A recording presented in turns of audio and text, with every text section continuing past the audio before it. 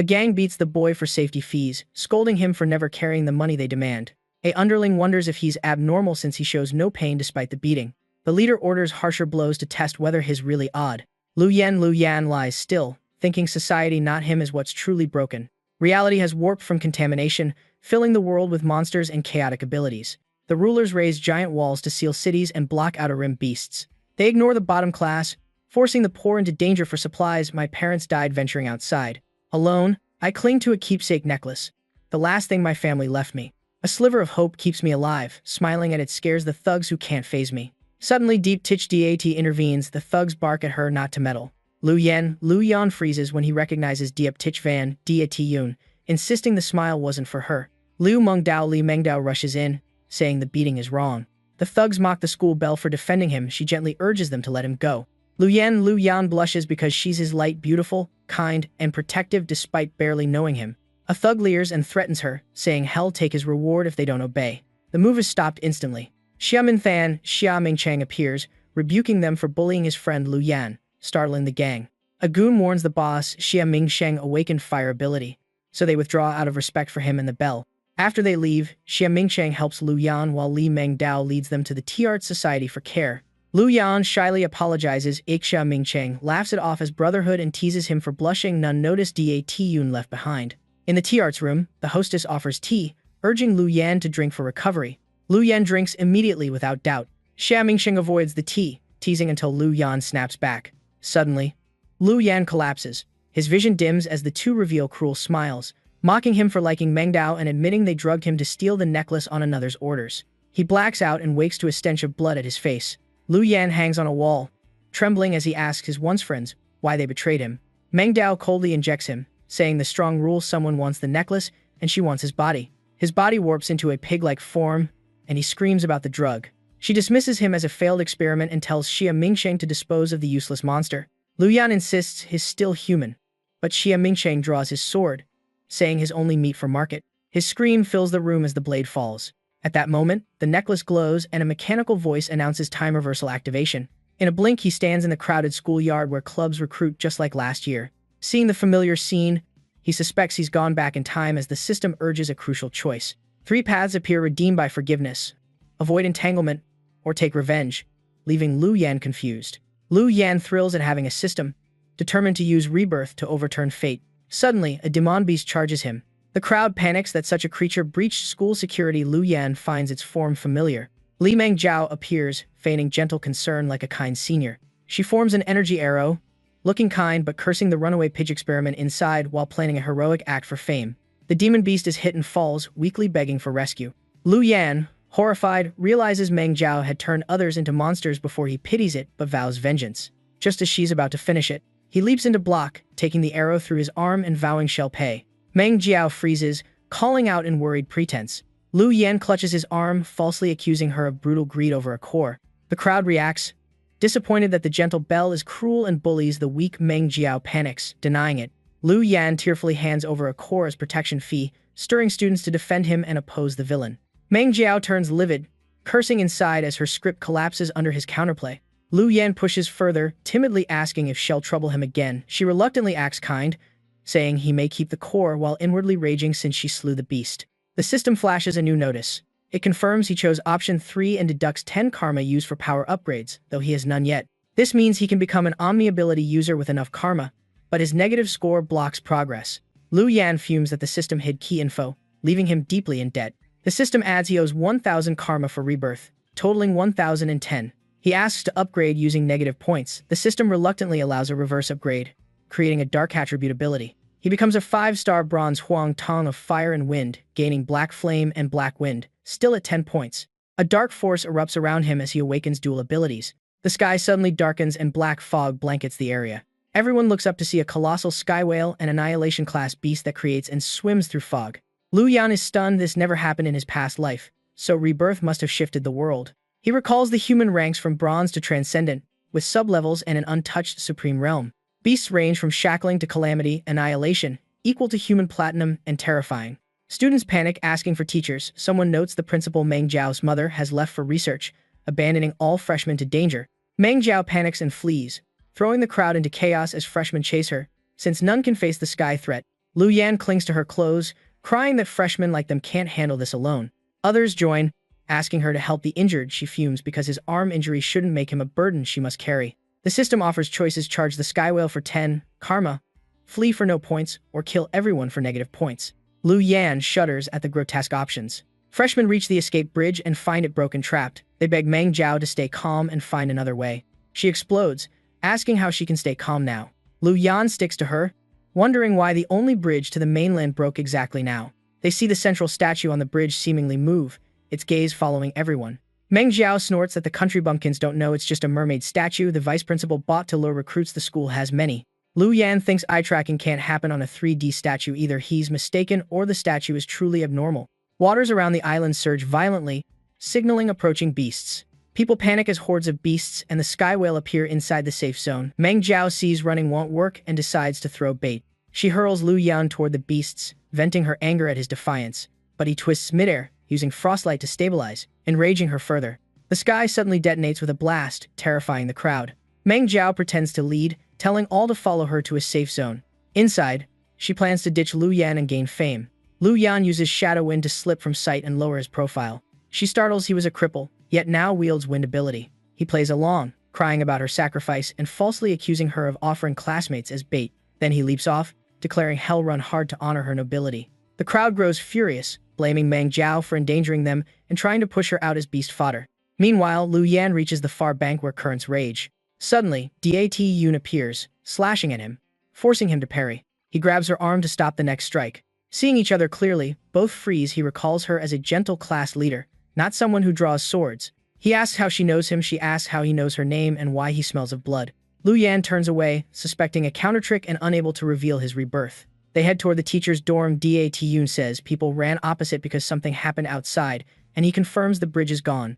Among halls full of mermaid statues, Lu Yan realizes escape is nearly impossible and senses Dat Yun is oddly different from Meng Jiao but not unpleasant. They seek refuge at room 9527, hoping for someone strong and well-informed. The door opens to only the sound of repeated callant beeps. Lu Yan recalls the cold but mighty tutor from his past life and gauges her power. Teacher Kuin Fan calmly shuts the door and retries the call, receiving only no signal. The phone shows full bars yet connects to no one. A sudden knock tenses them. Kuin Fan is annoyed at the disturbance. Following instructions, Dat Yun checks the peephole per Lu Yan's analysis. She sees only an uncanny white field. It's the eyes of a mermaid statue pressed to the peephole, staring inside. Kuin Fan realizes a clue about the statues the vice principal brought and decides to find him. The living statue smashes the door. Cornered, they panic. Lu Yan recalls Goldrang flight and urges the teacher to escape first. Yet he hopes she'll save them in sequence to buy time. She unexpectedly sprouts wings, departs, and tells them to survive and seek the vice principal for truth. He is stunned. She truly flew away, leaving him in peril. The system unlocks copy due to her favorability reaching 5. He asks about storage, then receives a free skill copy trial. The system copies wood system swap and lets him use it despite no awakening. Dat Yun fights with metal power, but even her enhanced strikes can't break the statue. When she slips, the statue closes in and she panics. Lu Yan rushes to save her, warning not to look at it, making her blush as favorability rises. As surprised, she already held high goodwill despite their lack of closeness. He uses fire to stall. She notes fire is weaker than metal here. He whispers, only stalling for seconds. When the teacher touches down, he triggers the copied skill. The position swap fires, and the system notes her favorability plummets due to his recklessness. Before Dat Yun grasps it, he's carried her outside to safety. Even after escaping, he sprints to avoid her catching him using her skill.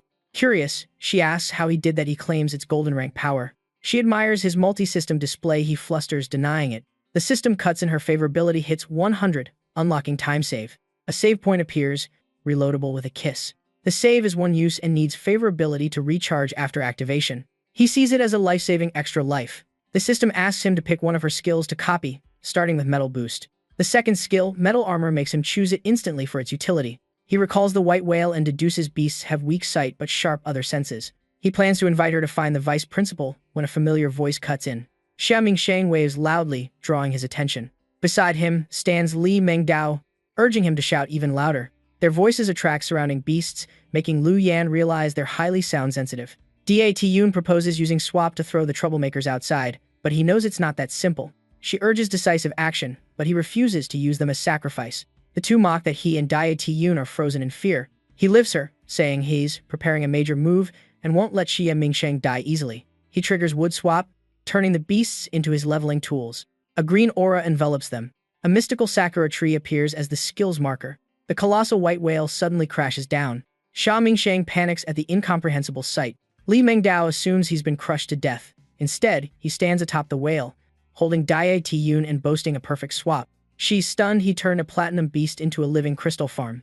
Xia Mingsheng screams, seeing them alive. Li Mengdao goes pale. Hess puzzled, no cores drop despite so many kills. The system says he assisted the whale in killing 101 mutated students and awards karma, making him bitter at being counted an accomplice. She points to the now bright sky, opposite of moments before. He threads together clues, statues, fog, time loops, students turning beast, and concludes he roughly grasps the school's anomalous nature. The white whale awakens beneath him, mouth opening for a massive strike. Enraged, it tries to annihilate them both. He orders the system to dump all karma into windspeed to flee a platinum beast. Wind rises to silver 1 star, unlocking hidden step for speed and present sentinel, with costs scaling explained. The whale fires a black-violet energy barrage. He dodges with Da-Tiyun in his arms, lamenting the system's absurd rules. He activates hidden step to vanish from the beast's senses.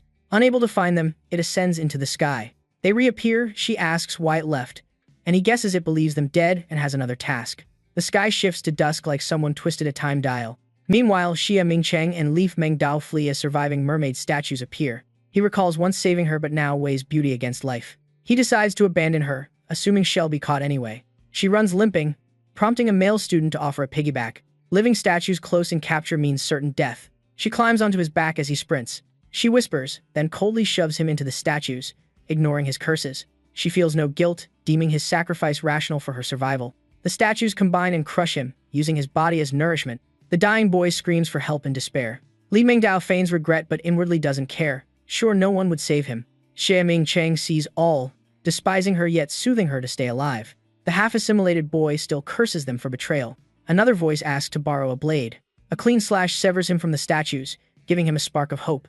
But his body is over half dissolved and beyond saving. Lu Yan kneels and softly says he's only easing the boy's pain. He ends it cleanly, receiving a final thank you. The system TAs Kies and grants karma for killing a classmate. Li Mengdao panics seeing him alive and now without her meat shield. She instantly switches to a love confession to lure him, planning to repeat her trick and push him to die. He leans to her ear, saying secrets are hers to keep. She freezes, confused. Realizing too late as the blade sinks into her, she glares and curses him while dying. Dai-Tiyun appears and delivers the finishing blow. She leaves immediately, abandoning Li Mengdao behind. The dying girl stares blankly, unaware the statues already surround her. Screams erupt, the system praises him and adds karma. Upstairs, Xie Mingsheng fawns, blaming everything on Li Mengdao and begging Lu Yan to trust him. Lu Yan coldly asks why he should keep him alive, save him for next year. Xia Mingcheng instantly changes tone, flattering while trembling at Lu Yan's killing aura. Lu Yan enters the vice principal's office, deciding the next to die is this traitor. He shuts the door, leaving the others outside to fear the statues without dragging them along. Xia Mingcheng thinks only of lost beauty and filthy chances ruined by Lu Yan. His hatred deepens for having his vile plan cut short. Inside, Lu Yan and Da-Tiyun search the room and find a journal describing how the vice principal bought merfolk statues from the slums. She stops at the part revealing how to animate the statues, confirming he caused everything. Lu Yan notices the journal also mentions a Shen Ming divine being. Suddenly, the door explodes. Living statues flood in and surround them again. She reiterates their abnormal hardness, panicking at the lack of exits. He hoists a statue, saying the only issue was no one dared make a path. In the principal's office, hearing crashes, Xia Mingcheng rejoices, thinking the statues reach the vice principal's room so he can escape. But as he schemes, the principal's wall collapses instantly. Lu Yan uses a statue as a battering ram and bursts out. He throws the statue at Xia Mingsheng, laughs, and bolts. The two freeze, stunned that the terrifying statues became demolition tools. Lu Yan and Da-Tiyun slip out before they can react. They realize they've been turned into decoys, buying time for the fleeing pair. Statues surge through the breach, forcing everyone to run. Lu Yan tells Da-Tiyun to ready metal boost after he seals the door. Those inside fail to open it since it's double or enforced by the escapees. Xia Mingcheng says to smash the wall with a statue like before. He charges a statue to reenact the move. He grabs it, cheered on by the others. The statue flips him and slams him down, ruining the scheme and their hopes. Agonized screams echo through the hall. Da-Tiyun reads the journal about a merfolk tribe once living isolated on the island. The first settlers were welcomed by merfolk, who mistook them for sacred envoys. A merfolk tear became a true pearl containing energy humans could absorb. The recipient awakened the first ability. Humans then revealed their nature and captured the entire merfolk tribe. The merfolk were tortured for tears until wiped out. With new abilities, humans defeated beasts and built a safe zone that grew into a city. The pioneers sealed the merfolk remnants in hardened fluid and displayed them until the statues leaked to the black market and reached the vice principal. Through research, he found a way to revive merfolk using a formation of rare materials combined with the white whale divine weapon. White whale oil reactivates the old hardening fluid, reviving merfolk and fully converting infected humans. The humanoid beasts they'd seen were actually mutated students. Dia Tiyun panics as scales grow on her hand, showing her change is nearly complete. Closing the journal, she calls the slaughter for cores plan absurd. Lu Yan deduces the true goal is to raise a new merfolk stock for harvesting true pearls. He likens it to domesticating livestock instead of hunting wild beasts for safer, higher yield. The school broadcast urges students to flee to the back docks for evacuation. They doubt it since the broadcast room is empty. Lu Yan says it confirms his theory, while Dat Yun distrusts the vice principal's words. At the chaotic docks, students fight for places, fearing beasts closing in. Hidden, they watch Dat Yun distrust the vice principal, but trusts Lu Yan's instinct. Lu Yan borrows her blade, making her think hell kill people on the boat for a seat. He suddenly stabs her, gaining karma for killing a companion. Coldly, he says she meddled too much to be allowed to live. The sky darkens as birds scatter and the crowd panics at the murder. People shudder that he killed ruthlessly for a boat slot and burned the body, whispering to avoid alerting merfolk. Deity Yun's body vanishes as he planned, confirming the loop's exit. Those on the boat recoil in horror. Lu Yan smiles at the bow as the system says this is only the beginning of his terror. He grumbles at its narration, it replies, his smile exposed everything. Shai Mingsheng's hateful voice erupts. He survived by feeding classmates to statues and escaping through the breach. Lu Yan waves him aboard, making him suspicious given their enmity. The crowd murmurs that the killer calls him like an ally. Xia Mingsheng, confident in his firepower, thinks Lu Yan fears revenge and seeks peace. He boards, plotting to kill Lu Yan once safe. Lu Yan acts friendly, but only wants to torment him endlessly. Xia Mingsheng finds the cockpit empty, the boat runs autonomously. Lu Yan ignores him, linking white whale, fog, living statues, time shifts, missing cores into one clue. They are inside a dreamscape generated by the storage system, likely from the vice principal. Xia Mingsheng asks why students fear Lu Yan on sight. As the boat departs, he prepares a fire ambush. But Lu Yan already knows, grins wickedly, and says it's because he killed people. He unleashes wind spears to strike multiple targets at once. The system reports continued massacre, adding 230 karma from 23 victims. Xia Mingsheng sees him like a blood-soaked demon with a blade and is utterly terrified. The boat emerges from the fog. He rejoices, thinking he's saved, planning to jump into the sea to escape the demon. But looking back, he can't believe his eyes. The boat has reversed to the dock where several people still wait in confusion. Someone suggests boarding again, hoping for a chance even knowing it will loop back. Lu Yan stands on deck, aiming his sword to kill anyone boarding, secretly seeking who reboarded. Ha Minsheng trembles and begs to get off. Lu Yan stares coldly at him as if delivering a death sentence.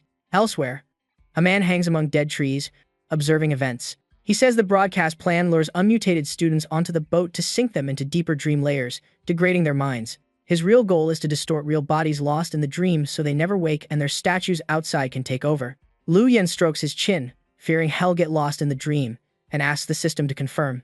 Only a mixed QI sphere appears. The system refuses to answer as it exceeds permission. He switches approach, activating Sa La Song Shu to swap with his deepest layer self, but it requires visual contact. He smirks, realizing this proves he's in a dream. The system panics at being tricked. He splits into countless selves to observe every dream image, including himself, legitimizing the swap with his deeper layer version. The system warns he's turning the skill into absolute cheating, and that karma stacks for killing the same person across layers. In the deepest layer, Sa La Song Shu has no uses left. The ancient tree fades behind him, proving he's in the deepest layer while still lucid. Ha Minsheng here has lost all ego, blank and identityless. Lu Yan immediately stabs him dead.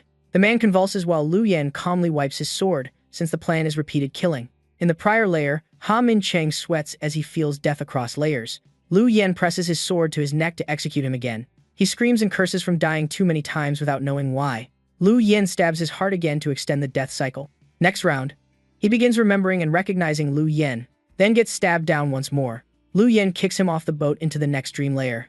After many loops, the system reports Lu Yan killed Ha Minsheng 14 times to return to the first layer. Added report, 52 students eliminated. 13 self-kills, totaling 800 karma. Has annoyed at needing so many deaths to shift layers, while the system is shocked by his cruelty. Back at layer 1, he sees a wooden cabin with some strangers hiding inside. He climbs the railing and declares he's here to save them by cutting down students for release. The group panics, saying they've been killed many times and remember every death. Lu Yin emits dense black qi, terrifying them, yet one fool suggests teaming up because they outnumber him.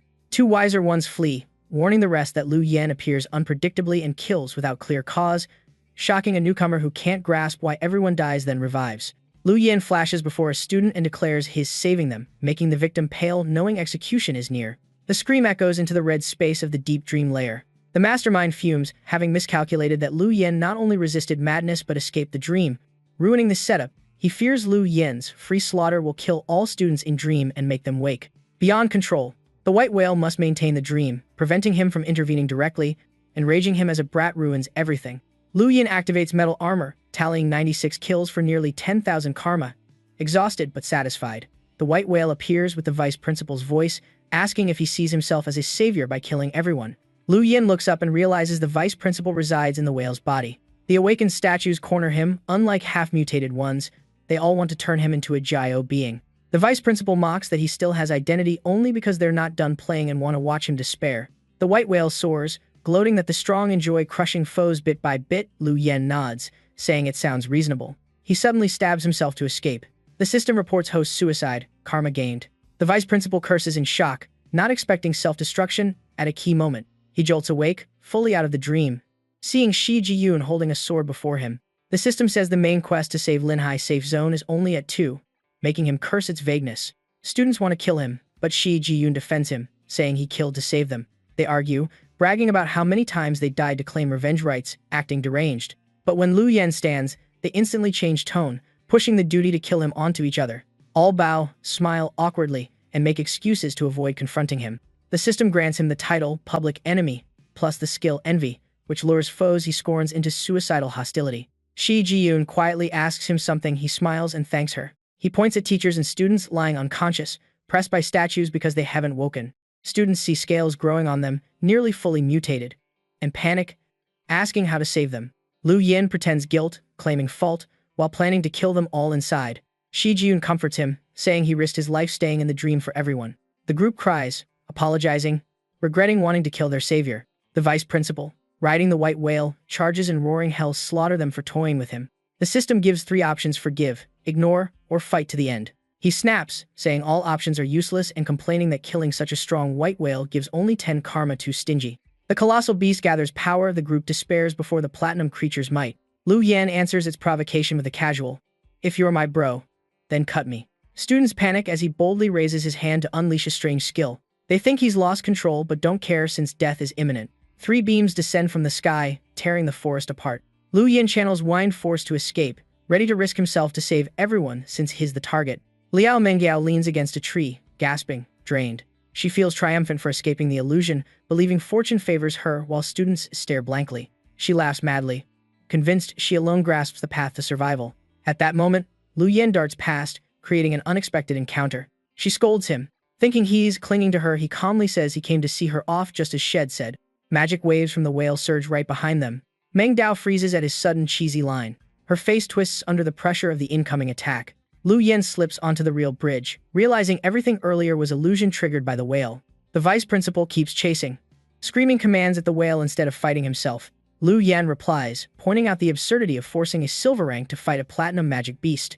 The vice principal grits his teeth, trying not to reveal weakness. He notices the whale doesn't fully obey but still believes Lu Yen can escape due to silver speed being far slower. Lu Yen checks points and asks the system to upgrade his wind ability to gold. He curses, gathers a dark sphere, mocks the idea of rank up as delusion, and demands Lu Yen die. The system deducts 4,000 karma to raise his wind ability to gold 1. He gains a new skill and slips through enemy magic effortlessly, making the vice principal suspect foul play. The vice principal scowls, never having seen such bizarre rank skipping. In Linhai, a beast is gunned down right at the wall. Defenders complain the job is dull since heavy firepower leaves no real battles. The ground shakes from a huge sound within the city. They gape at the legendary white whale flying and firing magic downtown. The magic barrage chases Lu Yen for miles, but he leads it away from civilians in time. He yells at the defenders to attack instead of freezing. Soldiers snap back, saying he's not the commander and should move aside. Artillery crews open fire, eager to show off firepower. Shells rain on the whale, detonating in a thunderous chain. Defenders cheer, thinking they suppressed it. Lu Yen warns them but startles himself realizing he's already up on the wall. They panic, seeing the whale intact and charging, forcing them to flee. Its mouth gathers power. Soldiers scream for Lu Yen to run, thinking he's frozen in fear. But he's analyzing, suspecting hostile target lock, and switches to plan B as defenders scatter. Soldiers shout he's still fooling around in crisis and abandon him to die. Suddenly, a figure blitzes into the battlefield, scolding the useless defenders. Lu Yuan focuses on the silhouette of the woman. It's Long Wuning, Lin Hai's female war god, stunning the whole force. Her sword morphs into a radiant form. She ignores the magic blasts and charges joyfully at a rare strong foe. But the whale ignores her and dives for the boy. She immediately senses danger. Below the wall, Lu Yen still taunts, "Bro, then cut me." Defenders are baffled by his strange behavior. His shout draws a horde of beasts from the forest, shaking the land. The beasts pile up outside the wall, panicking the soldiers who beg for orders. Ji Hui orders full firepower on west wall, saying to die if needed to hold it. Yet he fears being trapped between the outer horde and inner platinum beast. Lu Yen blocks the artillery, saying don't shoot because friendly forces fill the exterior. Soldiers curse him out. The commander yells to fire anyway, saying if he won't move, they'll blast him too. Long Wuning intervenes, ordering all troops to cease fire. The commander glares, blaming Lu Yin, but he asks whether the man sees what's behind him. Soldiers say it's just beasts climbing up to tear them apart, blaming Lu Yen. The vice principal closes in, mocking that Lu Yen has nowhere left to run. Lu Yen leaps onto the whale, shouting a summons for 10,000 beast troops. Beasts swarm all over the whale's head at his call. The vice principal panics as beasts ignore Lu Yen and chase the commander, suspecting Lu Yen is a beast king. The whale collapses, making defenders cheer the war goddess, thinking she predicted this. Soldiers grow excited seeing Lu Yen lead beasts to attack the whale, hailing him as a beast king. Long Wuning only sighs, knowing he dragged all hatred onto himself in a gamble she just won. Lu Yen looks at her with respect for her accurate judgment. The vice principal rages, unleashing a grand spell and cursing beasts for risking themselves over a human. Lu Yen counters, accusing him of using the whale to slaughter all teachers and students. After the chaotic fight, the forest is torn apart and low-level beasts despite numbers can't withstand platinum power. The vice principal boasts that Lu Yen only bought a moment before all the fodder gets wiped out. Lu Yen calmly says the beasts were merely forced to hate him, and the man is delusional about victories. Whale and vice principal freeze, realizing they had been led into his trap, yet he sneers, believing the injured whale can still crush Lu Yen. Lu Yen tells him to reconsider. He can't kill the whale, but she can. Long Wuning gathers all magic for a final strike. Her blade tears down the whale's body. Inside is completely hollow, proving it never had an energy core. Defenders panic and gape as Lu Yen climbs inside the carcass. Some whisper, "This fits a beast king." The vice principal begs for mercy, offering secret intel. Lu Yen orders him to speak. He reveals Louis is the one giving orders behind everything. He says he's never met this person. All commands came via communicator. He only knows this figure is tied to Lin Hai's early pioneer group. Lu Yen is shocked. That's the highest leadership of the safe zone. He burns him with raging flame, ignoring his pleas, saying he never promised to spare him. The system confirms the white whale slain, awarding 10 karma, a core, and a comm device. He realizes the vice principal and whale were actually a dual body. The system warns the war goddess approaches with killing intent. 3 choices appear: flee and die, flee and still die, or shove her to unlock mind hearing. He calculates, discarding the 2 certain death options, but hesitates at the last. He knows this move could get him killed if it angers the war goddess. The system reports the whale's body holds explosive chi and warns not to use fire. He ignores it and ignites flames anyway, loving to defy instructions. The explosion readies. The system gives up as he bolts outside, trusting Shell tank the danger. He runs into Long Wuning. She shouts at him not to dream of hogging the core. He shoves her down. The system praises him for defeating the war goddess and unlocking mind hearing. The whale detonates violently, and she realizes in shock that he was saving her. She blushes and scolds him for being foolish. The system reports favorability 0.001. She shields him from the explosion's aftershock. Then she grabs his collar, warning Shell overlook it only this once. Next time Shell kill him. She falters when he stands, and he tells her she should get up too instead of lying on top of him. Long Wuning jumps up, while he dusts off calmly. Her former dominance gone like that of a normal girl. 2 soldiers on the wall howl in shock and jealousy, blaming him for insolence yet earning the war goddess response. Next day at Lin Hai University, he sighs wearily after yesterday's slaughter in the dream. He considers the main quest, though the whale is dead. Progress is still at 2, meaning another hidden threat. Xia Jiyun calls him, awkwardly saying she worried since he lured the platinum whale alone. Suddenly, luxury cars arrive at the school gate. The campus F4 steps out rich airs, drawing every gaze. The boy in green immediately scans Xie Jiyun's figure like a machine. They argue over their prey. One picks Xie Jiyun, another, the stunning teacher. Another prefers gentle Lu Xiaohua. The bespectacled heir panics on spotting Lu Yin, yesterday's hero. Lu Yin overhears the comment, calling the girl violent, making Si Ji-yoon's skin crawl. She glares at them, fearing her gentlelady image is collapsing before him. Facing him directly makes her even more flustered, nearly lashing out because he's staring. Young Master Zhao drops a cheesy flirt. "Hello, beautiful girl." Shi Ji-yoon reflexively slaps him out of sheer irritation. He clutches his face, wailing at the physical rejection. She says it was a slip and drags Lu Yin away to avoid another accident. His two friends mock him, saying he should have chosen a sweet, gentle type. But one notes the goddess teacher is hospitalized, and Liu Mengdao died to the white whale yesterday. The two heirs cry over their lost goddesses, cursing unfair fate. They enter Linhai's auditorium shrouded in dark miasma. The stone on Lu Yin's chest glows, he asks Shiyun, but she sees nothing odd. He lifts the red stone, realizing only he can see the black aura, likely his parents' relic. He hides it immediately to avoid exposure. The system pulls him into a private space with 3 choices about the black aura's source. He hesitates. This reward feels different, making him suspect the system is running out of resources. He recalls each choice event always linked to Liu Mengdao and deadly crises. Images of Long Wuning also surface as he analyzes the common threat pattern. He concludes all who endangered him triggered system interventions. So this black aura must be another threat targeting him. Shen Lu announces the white whale was slain by the war goddess, and the school is self-auditing. She solemnly lists the casualties and promises compensation. Lu Yen realizes the school is covering up the vice principal's plot, which also keeps him safer. Shen Lu bows, apologizing to all teachers and students. A man behind her glares at Lu Yen for stealing the lady's goodwill, while Tu Ming suspects the whale incident hides a terrifying truth. As Shen Lu steps down, a man suddenly stands and loudly demands to expose someone. They point at Lu Yen, accusing him of trapping them in illusions and acting brutally, harming everyone. He gleefully repeats rumors heard on the street, since he wasn't in class yesterday. His lackeys chime in, whining that the traumatic dream memories haunt them and accusing Lu Yen of inhuman cruelty. Lu Yen casually glances over and mocks that he already handled them before. The accuser smugly believes he is stoking public outrage to corner Lu Yen with no defense. Lu Yen walks off coldly, saying, aside from a few strong ones, he killed most of them countless times in the illusion. The man freezes at this unexpected twist. His lackeys assume Lu Yen is unhinged, seeing a new chance. He gets excited, thinking this could force Lu Yen out so he can pursue Exi Ji-yoon, and loudly proclaims Lu Yen admitted to being a killer. The crowd loudly confirms they were all killed by Lu Yen in the illusion, making him think his enemy has doomed himself. Confident, he raises his hand asking the hall how to deal with Lu Yen, but the crowd bows and thanks Lu Yen in unison, driving him to near sickness. He and his group stand stunned, suspecting the entire school is strange except them. Another holds his face and cries that no one understands their plight. Shen Lu coughs to cut off the chaos.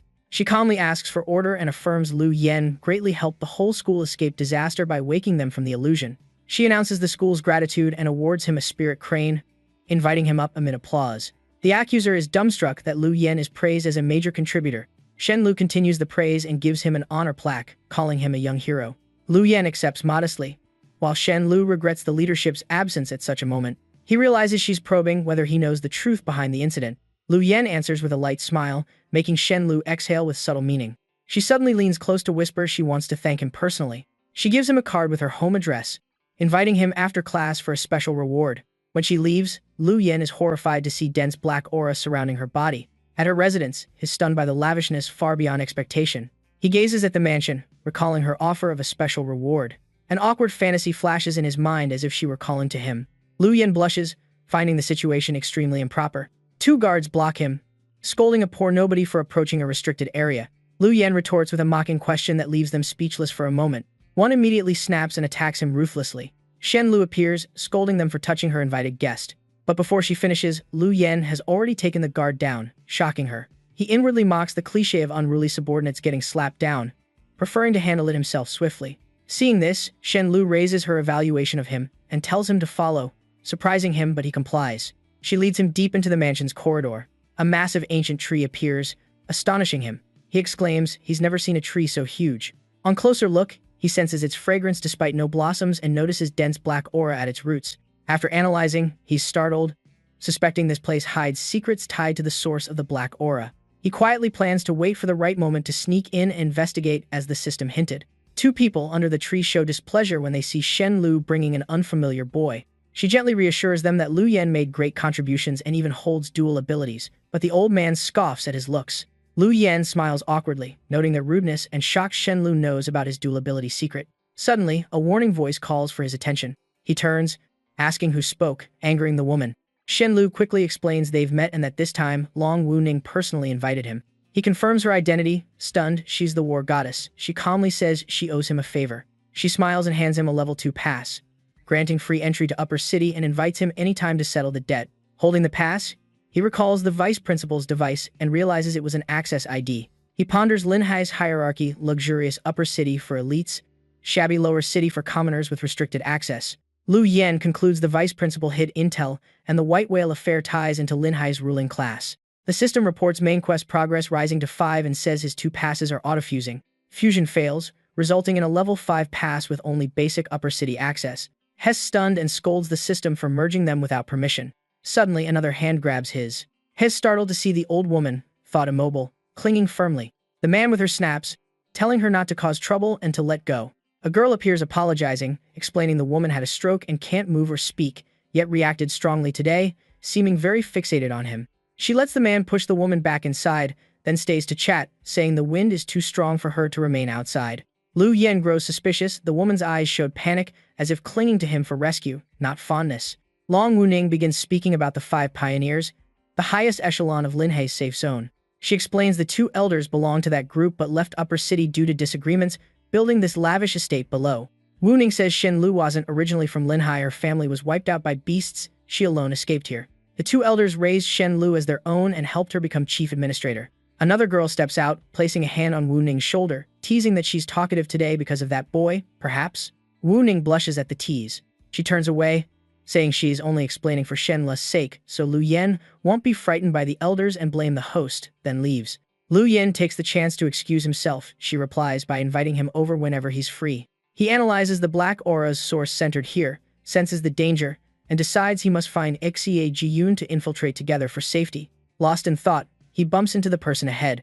Wu Ning turns back with killing intent, chilling him since he can't explain without exposing his plan. She grabs his collar, demanding he choose how to die. He answers calmly, irritating her further. He utters, "Die, sure," leaving Wu Ning stunned and speechless. Scene shifts outside the mansion, where Jiyun asks why he called her out so late. Lu Qian signaled for silence, guessing everyone inside was asleep.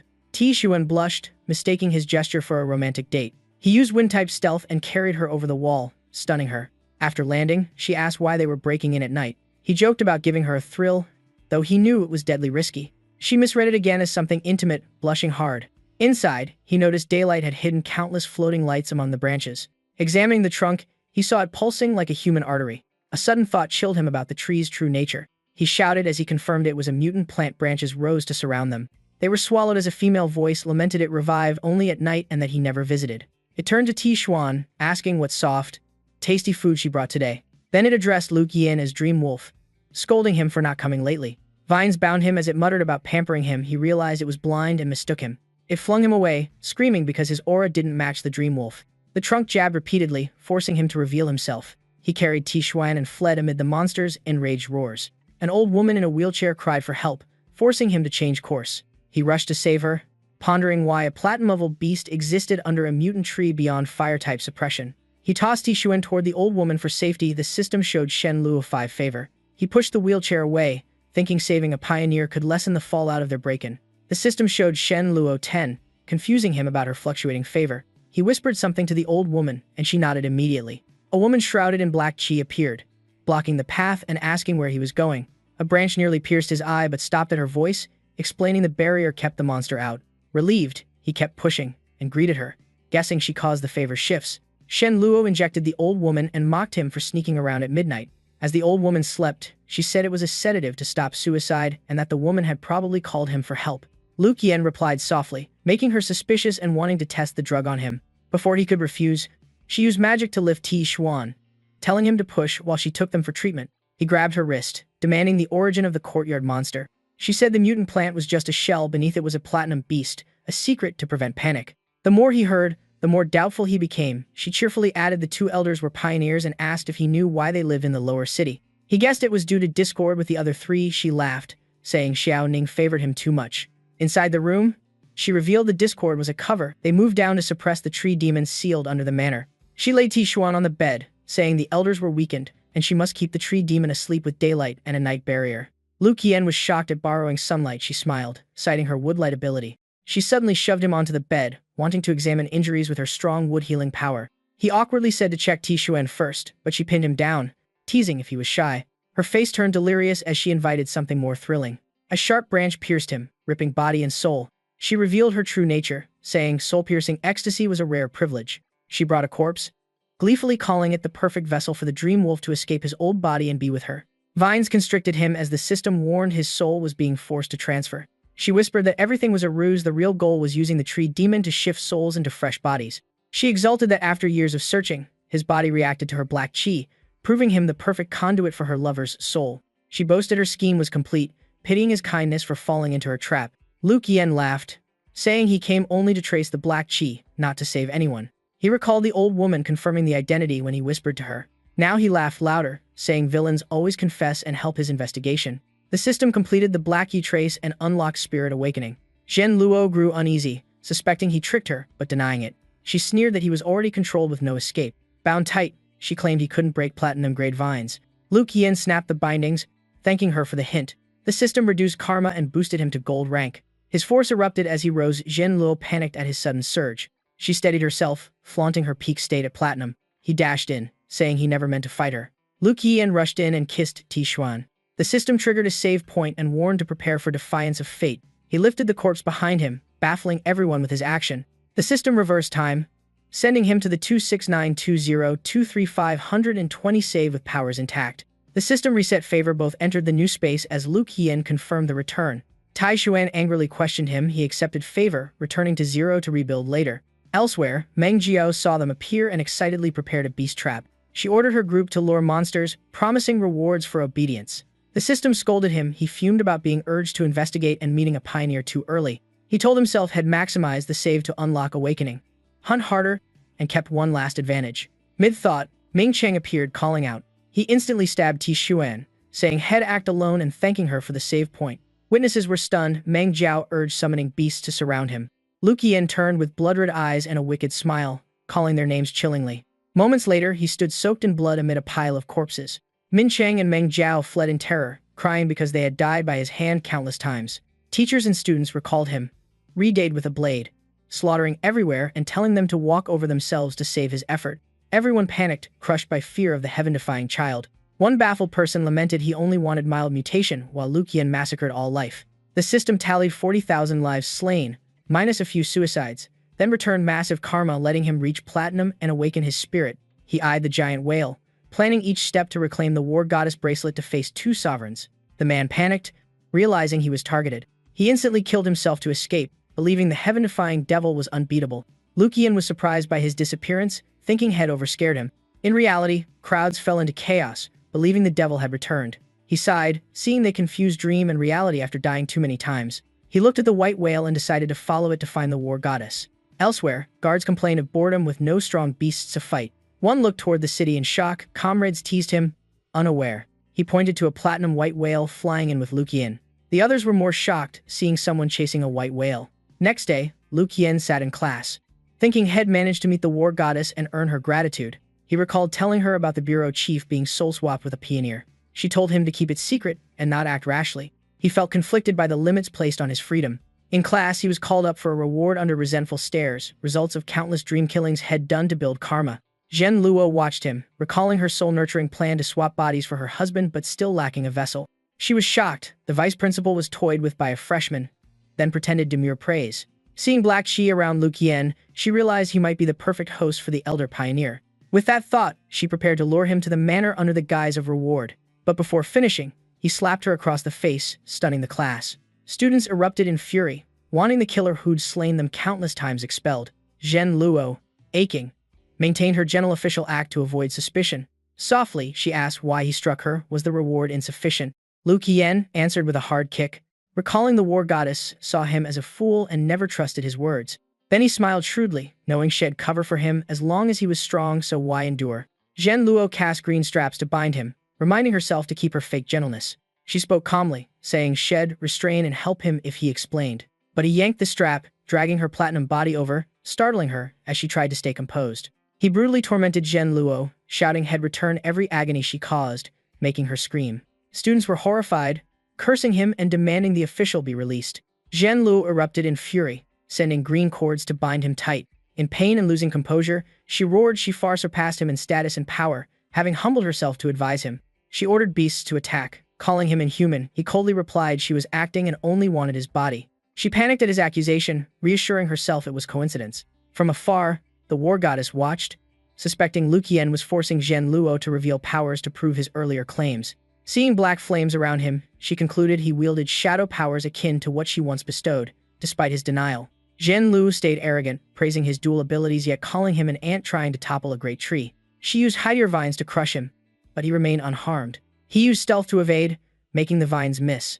Zhen Luo panicked, realizing he also possessed wind abilities and unprecedented tri-affinity user. Students were shocked he vanished, then cheered for the official to take revenge. Their vengeful cries made the war goddess wonder what he had done to earn such hatred. Backed by the crowd, Zhen Luo dropped her gentle facade, revealing her true nature. She unleashed her chaos dance art, thrilled to face prey stronger than expected and wanting to crush him utterly. Vines pierced him, but he stayed calm. He had forced the imposter to expose her power and nature for the right observers to judge. Zhen Luo tightened the vines, savoring the sight of prey dying under platinum might. He sneered that she wasn't the first platinum head beaten nor the last. He awakened his spirit, the Revenant Blade Barrier.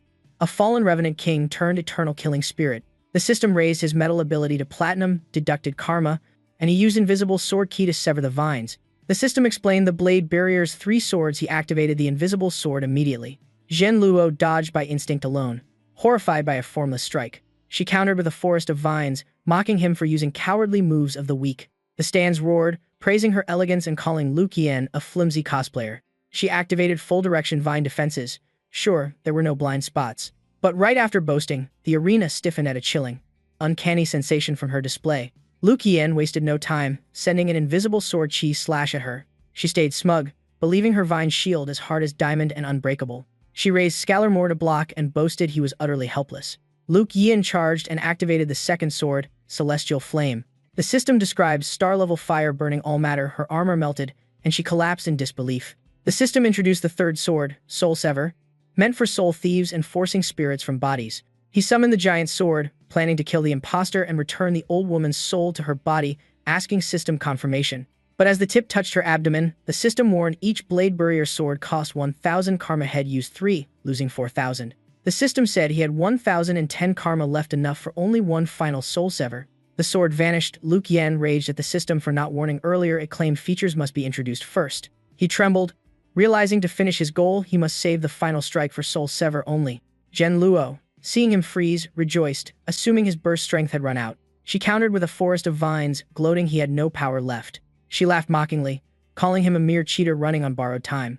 Luqian stared with red eyes, coldly asking if she had finished laughing. He smashed her face, vowing to make her cry until drained. He punched her gut, mocking her earlier laugh till your stomach hurts. A kick sent her flying. She panicked at his brute strength, even without swords. He raised his hand toward her with killing intent, saying, "Then I'll let you." He slammed her down, leaving her in agony as he roared in rage. Spectators were stunned, repeating events too fast to follow, panicking for retaliation.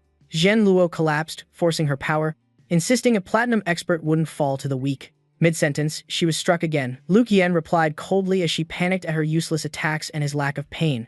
He paused, saying countless death battles had numbed him and hatred erased pain. He struck again, making her scream. The war goddess saw the situation spiral, worrying as the hall panicked with the official silent. Wu Ning stepped forward, saying the official was suspicious but lacked conclusive proof. She suddenly noticed something wrong. A platinum shouldn't emit zero energy. Seeing Zhen Luo motionless, she confirmed her life force gone dead. Luqian lost control, black chi rising as he screamed endless slaughter intent. Wu Ning was terrified. His killing aura matched a veteran of countless battlefields, not a youth. He erupted, shouting to annihilate all. The system panicked, then comforted itself that madness wasn't too bad. He launched a ferocious blow with a death cry. Wu Ning dodged lightly, shocked. He used his body as a blade to emit sharp ki. She countered, warning death chi was consuming him and urging him to wake or be suppressed. He charged, muttering of a ruined homeland, dead kin, and vowing all obstacles must die. Wu Ning blocked with a shield, realizing he no longer heard reason. He raged to kill all gods or Buddhas alike. She quickly gathered power, fearing he'd unleash sword chi and massacre the venue. Wu Ning bound him with divine chains using the Jing Chan lock. Pinned down, she warned of the gap between early and peak platinum and demanded he regain clarity. Luqian screamed to be released, repeating kill intent and calling her white-haired woman. Furious, Wu Ning grabbed his horn, questioning what he just called her. She slammed him repeatedly, scolding his disrespect and reminding proper address toward women. Onlookers panicked, whispering about this shockingly strong woman they'd never known. Wu Ning snapped at the crowd for whispering. They instantly corrected themselves, praising her as an elegant little senior sister to avoid trouble. Luke Yen cried from pain while the system pouted that he suddenly logged back in. He held his head, saying he was fine and told everyone to step back. Seeing the body below, he planned to use Soul Sever to free the official's true spirit. He struck precisely at the required point. A beam of light rose from Zhen Luo's head, returning to her true body. Wu Ning grabbed his collar. Scolding him for seemingly delivering a killing blow, he corrected her it was a cut, not a whip. Zhen Luo awoke, confused why Wu Ning was present. Wu Ning confirmed the Goldwater affinity on her, proving her true body had returned. Zhen Luo looked at herself in shock, delighted to regain her body. The system displayed mission progress. He smiled and left. Knowing Lin Hai's safe zone's threat lay in leadership and had advanced the task. Her face darkened, she gripped his shoulder, doubting his goal was merely unmasking the imposter. Wu Ning glared, asking if he had foreseen losing control and dragged her along as a mental break. Outwardly trembling, inwardly he calculated she would witness his rescue work and owe him the system cursed his scheming. Next day, at the office chief's manor, everyone hurried to prepare reception. Zhen Luo beamed, hugging him, promising help anytime, and he caught a familiar scent. Wu Ning arrived, explaining the two pioneers' identities and the need to report to the other three. Leadership decided to place guards as protection to avoid unrest. Seeing him, her expression shifted. The system showed Long Wu Ning favor 0.1 and Zhen Luo 20. He was stunned, realizing her defense yesterday was mere debt repayment. He clenched his fists, aiming to restore Ye Tishuan's favor and continue investigating Lin Hai's threat with Wu Ning. A car screeched to a stop beside him. He turned to see a beast-eared maid step out. She handed him a Yefami invitation to Paradise Isle, making him wonder why he was invited. After combat class, exhausted, he went home to shower. In the bathroom, he laughed, realizing the beast-eared maid was Yi family head maid, perfect for raising favor. The invite was too convenient. He recalled Paradise Isle's location northeast offshore, reachable from the school port. Soaking, he noticed the water had added fragrance and an odd temperature. Droplets suddenly fell onto him. He opened his eyes to see Zhen Luo naked above him. Alarmed, he asked why the office chief was in his home. He kicked her out, complaining this was his house, not hers. Outside, Zhen Luo admitted the boy was unlike ordinary people. Minutes earlier, Wu Ning had warned his powers bore forbidden, shadowy traits. She added that a secret organization might soon target him. As she questioned further, Zhen Luo had left to investigate his traces. Wu Ning claimed he was Zhen Luo's student and she herself had no lodging, forcing her to take the task. Now Zhen Luo smiled, treating cohabitation as a chance to study his power. Next day at Lin Hai University port, he was groggy from sleepless torture. On the ship he yawned, muttering about her lodging excuse but admitting it let him rest better. He checked a stone, reviewing his 4 strong affinities, planning to test if the white whale's core worked with karma. Yi Tishuan appeared, surprised to see him aboard. He turned, saying the family invited him. She seemed completely unaware. A bad premonition rose in him. 9 hours later on Paradise Isle, he eagerly anticipated dinner. Instead, he saw a large coffin and mourners at a funeral. Tishuan explained it was her sister's burial and had been invited to a stranger's funeral. The system fired weird options: shock exhibition, hunt voyeurs for karma, or open the coffin for a hidden skill. He froze at the insane choices, lamenting none were normal. He steadied himself, knowing the system only appeared before major disasters. The beast-eared maid arrived to summon him to the island lord. Walking the hall, he asked again and was told had met the young lady's father before. He was bewildered before enrollment. How could he know Tishuan or her family? The maid opened the door, inviting him to the waiting master. Inside, he saw the elder was also a beastskin and wondered why Tishuan was pure human. The elder adjusted a painting, saying demons descended from the sky, not the earth. He coughed, making the elder turn clearly they'd never met, contradicting the maid. The elder greeted him, praising his white whale feat and the office chief incident, hinting at superior intel. Cane in hand, he solemnly declared the reason for inviting him to fulfill a marriage pact with his daughter. Luke Yin was stunned by a sudden engagement, while the elder said everything was arranged. He immediately ordered the maid to prepare the ceremony wedding rites on the day of his daughter's funeral. The maid dragged him off while he was still processing. Outside, Tishuan ambushed and knocked the maid out. She grabbed his hand, saying they must leave the island now. At the courtyard, she confirmed he heard everything and said the goal now was to cancel the marriage. 10 minutes later, maids burst in reporting to the elder. Xiao Ya trembled, saying the second young miss knocked her out and fled with Luke Yin. He ordered pursuit. He added the daughter was expendable, but the future son-in-law must be captured alive. Off his land, Luke Yin asked why she dragged him along when she could flee alone. Taishuan snapped she never said she wanted to cancel. He was the one being forced. Father forced marriage. Daughter forced elopement. Yi family was outrageous. At the port they found all ships removed, the escape blocked. Firelight flickered in the distant night. Tu Ming waved, thinking Luke Yen was attending a banquet. Adjusting his glasses, he imagined a romantic night scene with one man and one woman, embarrassing both. Tu Ming apologized, saying he admired Luke Yen after the white whale case and secretly boarded the ship. Luke Yen recalled he was an F4 member who once eyed him suspiciously, so had followed them here. Before he said more, Ti Xuan punched him flying, demanding clarity. She interrogated him about his presence. Tu Ming denied, while her temper showed far from her former gentle image. Finally, she gave up, saying call her whatever he wanted. Tu Ming lifted his glasses, explaining he wasn't qualified for the banquet, so he fished on the shore to eat and invited them for grilled fish. Beside him were a fishing rod and a self-made fire. Hearing him, Ji Yun snaps back, suspiciously asking about fishing. Suddenly, the fishing rod jolts hard. Tu Ming excitedly pulls up, ignoring her panicked warning. A giant deformed fish is hauled up, stunning him with its size and his luck. Lu Yan tries to rush forward, but Ji Yun blocks her. Before she can warn him, the fish is chopped apart. Tu Ming rejoices while she pales, saying Lu Yan has caused great trouble by killing it. The sea around the island is heavily polluted, turning all creatures into ferocious demonic beasts. This fish species is highly triggered by strong scents. The island sprays chemicals to repel them, but the smell of blood draws swarms ashore. He calmly replies he had vaguely guessed that. Upon landing, he saw only large ships dare dock, so he knew something dangerous lurked below. Ji Yun worries, but he assures her dealing with the monster fish isn't their responsibility.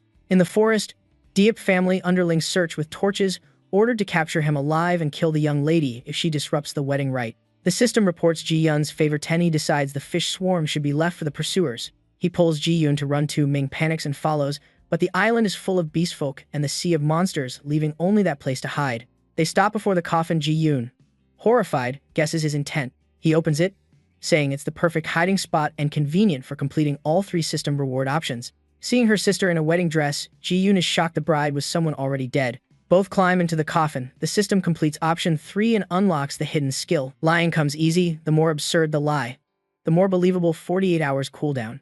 Outside, Diep clansmen scream as sea monsters tear them apart, weapons shattering in panic. Lu Yan whispers the cries show the servants are fighting desperately. He apologizes for causing this fate, but Ji Yun is pleased, favor rising. She sees the servants as mere sacrifices. She hesitantly asks if he thinks her cruel and heartless.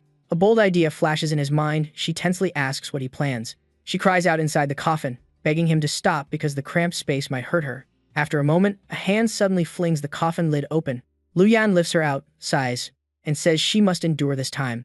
As soon as they appear, a group surrounds him, shocked at how they found the hideout.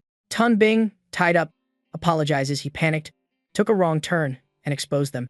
Lu Yan smiles, reminding him the plan was for Tun Bing to lead them here. He reports to the island lord that she reacted violently to the wedding, so he had to knock her out. The island lord's face darkens. He wonders if he should use his new skill. Tu Ming angrily curses him as heartless for harming a girl and shifting blame to survive. Lu Yan cuts him off, admitting he was the one who led the monster horde ashore. The other replies he only meant to protect him, thinking it a mistake, but now sees he is obstinate and ill-intentioned. Xiao Ye reports that Tu Ming lacks valid documents and his purpose on the island is suspicious. The island lord pats Lu Yan's shoulder, saying he trusts him more than strangers due to ties with his family. Outwardly cordial, both hide their schemes, each seeing through the other while focusing only on the wedding. In the room, Lu Yan lays Ji Yun on the bed, planning his next move and delaying seeing Tu Ming for fear he's still angry. 2 maids enter, announcing the required cleansing rite before the wedding. He awkwardly refuses their help bathing him, realizing he's being watched and has little room to maneuver. The maids chuckle, saying he's amusing but doesn't grasp the island's special rules. They sit and explain the sea is filthy, so purification must be done by a water ability wielder. Someone worries that letting the second young lady stay close to him may expose secrets once she wakes. The island lord says his suspicion began when he saw the bride, so letting them stay close helps observe reactions. They urge each other to hurry and complete the sacrifice ritual to obtain rebirth per the island's creed. In the room, the girls cry out as hot water splashes on them due to his heavy-handed motions. He asks to change the service time and offers massages in return for their help. Observing them, he concludes the islanders aren't born beastfolk but humans transformed. He knocks one maid out, realizing it's time to act. As he starts to leave, a strange voice speaks, saying his power awakened it. He turns back, asking its identity. The voice laughs at the question. The entity says believers call it a god. The fearful call it a demon. It recounts once being an ancient spirit worshipped with live sacrifices. Then the Taiyang order deemed it heretical, launched a holy war, and sealed its will on the island. The woman who sealed it stayed, wed the island lord, and bore twin daughters, only the younger inheriting power. It says all islanders are its old followers, and the best vessel to carry its will and revive it is that younger daughter. The island leader murdered his wife and fed her to the people to show loyalty before offering the daughter as the revival vessel. The entity laments, gifting the islanders beast's hybrid power, yet being tricked into using the wrong sister's body, which couldn't withstand its will. It exults at sensing resonant power from him, deeming his body the perfect vessel. He cuts it off, noting he's male, but it says it needs only his fear, not understanding. It shreds his clothes with precise force, showing its overwhelming suppression. Lifting his chin, it declares he is small and powerless to resist, and it wants to seize his body now. He seizes a chance to kiss it, triggering a system option and gaining extra resistance. Then he turns to metal and flees, leaving it raging while he bids a cold farewell. He smashes the door and bolts, the entity summoning winds to chase him. It only follows a short distance before stopping, unable to stray from its host, confirming his guess. In the dungeon, Tu Ming's door is broken. He thinks Lu Yan came to mock him. Hands on hips, Lu Yan scolds him as stupid for mistaking a rescue for betrayal. He tells him to be quiet and listen, explaining it was all a stalling tactic so he could return to save him. Lu Yan confirms the plan, asks how he reached the island, and reminds him they sent the ship far off to avoid detection. Tu Ming wonders if there's a way to call the ship back. Lu Yan cuts in, saying of course his own ship has a method, then assigns him to the shore to contact it while he heads to the ritual site to save people. He replies calmly that the main objective is rescuing the Diep young lady. In the preparation room, subordinates report the rite is ready. The island lord warns never to repeat the mistake of deceiving the god. They lament the mishap began when the elder daughter disguised herself as the younger to complete the revival rite. A maid adds they were fooled too. No one expected the chosen vessel to be the guest's son. Two maids rush in reporting Lu Yan has escaped supervision. The island lord rages, but hears someone saw him heading toward the ritual site. He is puzzled, unable to guess Lu Yan's intent. Then he regains composure and orders movement to the ritual grounds. At the altar, islanders pray for the god to respond and grant immortality. Lu Yan appears, seeing their confusion at the lack of divine reply. He sneers and tells Ji Yun to speak. She sits up and states bluntly, the deity is no longer present here. The island lord and followers panic, accuse her of deceit again, and order her execution. He gasps, laughs coldly, blaming them for exposing themselves rather than fleeing, asking where they can run now. Ji Yun activates metal armor, thanking Lu Yan for returning and proving there are still trustworthy people. All of the altars stare. She lifts her chin, saying she's weaker but will hold the enemy so he can escape. A pillar of light erupts as she chooses not to flee and prepares to fight to the death. The system reports her affection rising, easing him somewhat. She charges, but her father mocks her as the greatest source of disaster. Another man arrives, revealing she hasn't realized the island hasn't had children in a long time. He says coldly all the children were sacrificed to fix the error of her past escape. Her father piles all blame on her, saying tragedy came because she refused to be the vessel, and her sister died because of her. Lu Yan can't tolerate it, rushing out to denounce them as shameless liars. He pats her head to comfort her, saying the true culprits are the greedy, corrupted ones before them. She trembles, moved as he affirms her worth. Subordinates support the staggering island lord, who roars that Lu Yan dared strike him. He declares only the god choosing Lu Yan as vessel spared him so far, and he will still die. Lu Yan replies his only goal is saving her. She darkens her father, sneers that Lu Yan is a coward scared by a few threats. Lu Yan unleashes full power, declaring he's a platinum rank ability user and no longer needs to pretend. Hearing platinum rank, everyone pales in terror. Diep Bichun's father orders an attack, claiming if Lu Yan were truly strong had have acted earlier. The semi-demonic fighters charge, bodies wreathed in dark purple aura. Another group closes from behind. He reminds them he punishes only evil, prompting the island lord to roar about their superior demonic physique. He smirks and fires a platinum cannon blast, lighting up the entire altar, boasting upgraded weaponry. The crowd immediately kneels, begging for mercy and blaming their faith and sacrifice rites. He ignores them, saying they always had choices besides killing for power. They freeze, thinking they're spared, and clamor for guidance to atone. He summons a battery of cannons, coldly offering them the path of self-eradication. The barrage rains down, screams echoing across the altar.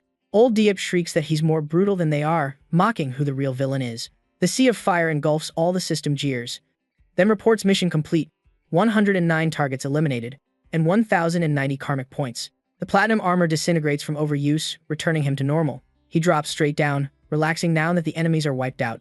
The system tries to trigger an emergency option, but he faints before responding. His falling body stops abruptly just before hitting the ground. A white-haired girl appears, smiling as she lifts him. He weakly thanks her, but she replies twistedly, saying she should thank him for soon letting her seize his body. Ji Yun panics and screams for him to get away from her. A vortex of dark chi forms. He's stunned that the dead host's body still moves, and she laughs that she always has ways to catch him. The deity manifests, admitting it deliberately told long stories to drain him and create a chance to possess him. A whirlstorm seals everyone off. She says the old body couldn't endure, but he is the perfect vessel for her will. Entering his mindscape, she finds a silent darkness, as if had abandoned everything. She embraces him, promising to soon devour his consciousness, but he says this isn't his mind realm. A path of red bee and flowers appears. He says the true master of this space has arrived. The sword spirit, Zhang Tu, emerges, dragging its blade, muttering kill. She's shocked that another soul with hellish killing intent exists inside him. He laughs and walks away, saying to let it entertain her, making her realize she's been trapped in the possession attempt. The sword spirit swings a world-filling slash. Her scream echoes in despair. After a while, he awakens, feeling tears fall on his face. Ji-yoon sobs, calling him back to consciousness. He says he's still himself, easing her fear of possession. He reassures her it's over thanks to a friend who cuts souls. The system teases him for using an evil spirit against an evil spirit. She blushes with gratitude at being saved again. While he's surprised, he remembers none of the past incident. Ji explains he once fainted from seasickness, yet now is unexpectedly strong. He realizes her initial goodwill came from wanting to repay him. On deck, everyone prepares to leave after the crisis is handled. Lu Yan thanks them. They modestly say they only provided a boat. The group watches the lonely girl who lost all family in the disaster. He asks the system about his current karmic points, 1,100. He smiles and chooses to activate a water ability for her. The system spends 500 points and grants the skill Wave Surge. He gently comforts her, saying he can help her release her sorrow. She freezes, moved, eyes brimming with tears. He writes, not happy on the sand, suggesting she let the sea take her sadness. He calls to the sea, asking the waves to carry her burdens away. The water rises softly, approaching the words. But the words remain because the wave is too gentle. He looks down awkwardly, a bit embarrassed, then jokes that the sea seems unwilling to accept her message. She laughs, teasing him for being silly. He answers with a gentle smile. The system teases that his fake cluelessness is even more charming. She tilts her head and smiles, her affections soaring to 80. At 9 o'clock at the port, he exhales in relief at regained peace. Checking the mission, he sees progress jump by 30 and suspects hidden manipulation behind events. The system warns that in 3 days Linhai will be heavily polluted, potentially turning most citizens into monsters, and he must find the source. Worried, he asks if evacuating people early would count as mission completion. The system freezes. He rejects the idea himself since people won't believe easily, and pollution is an inescapable man-made calamity. Diep Bichyeon panics, calling him to look at a strange phenomenon in the sky. He sees black clouds and anomalies, suspecting the pollution has begun ahead of schedule. The system explains the alert seemed late because he enabled reminders late. It is exactly the 3-day mark. In the tea club, Tu Ming praises the tea. Lu Yan is annoyed by the vague compliment. The system reports he has a 3-day pollution immunity buff. He realizes it works thanks to the tea's formula, including Buddha wine from a past life memory. He sighs because the remaining tea left with that girl. The system groans that she died, yet he still squeezes value from her. Ji-yoon worries that people on campus are already mutating while they're calmly drinking tea. He says, seriously, most of Linhai has begun mutating. He explains the tea can temporarily block pollution. 2. Ming perks up at the familiar term pollution. He asks whether she trusts him. She bluntly says no, leaving him helpless. But blushing, she adds she does trust him, so she'll treat it as real for now. Affection rises. At that moment, Tu Ming jumps up shouting, I remember, ruining the mood.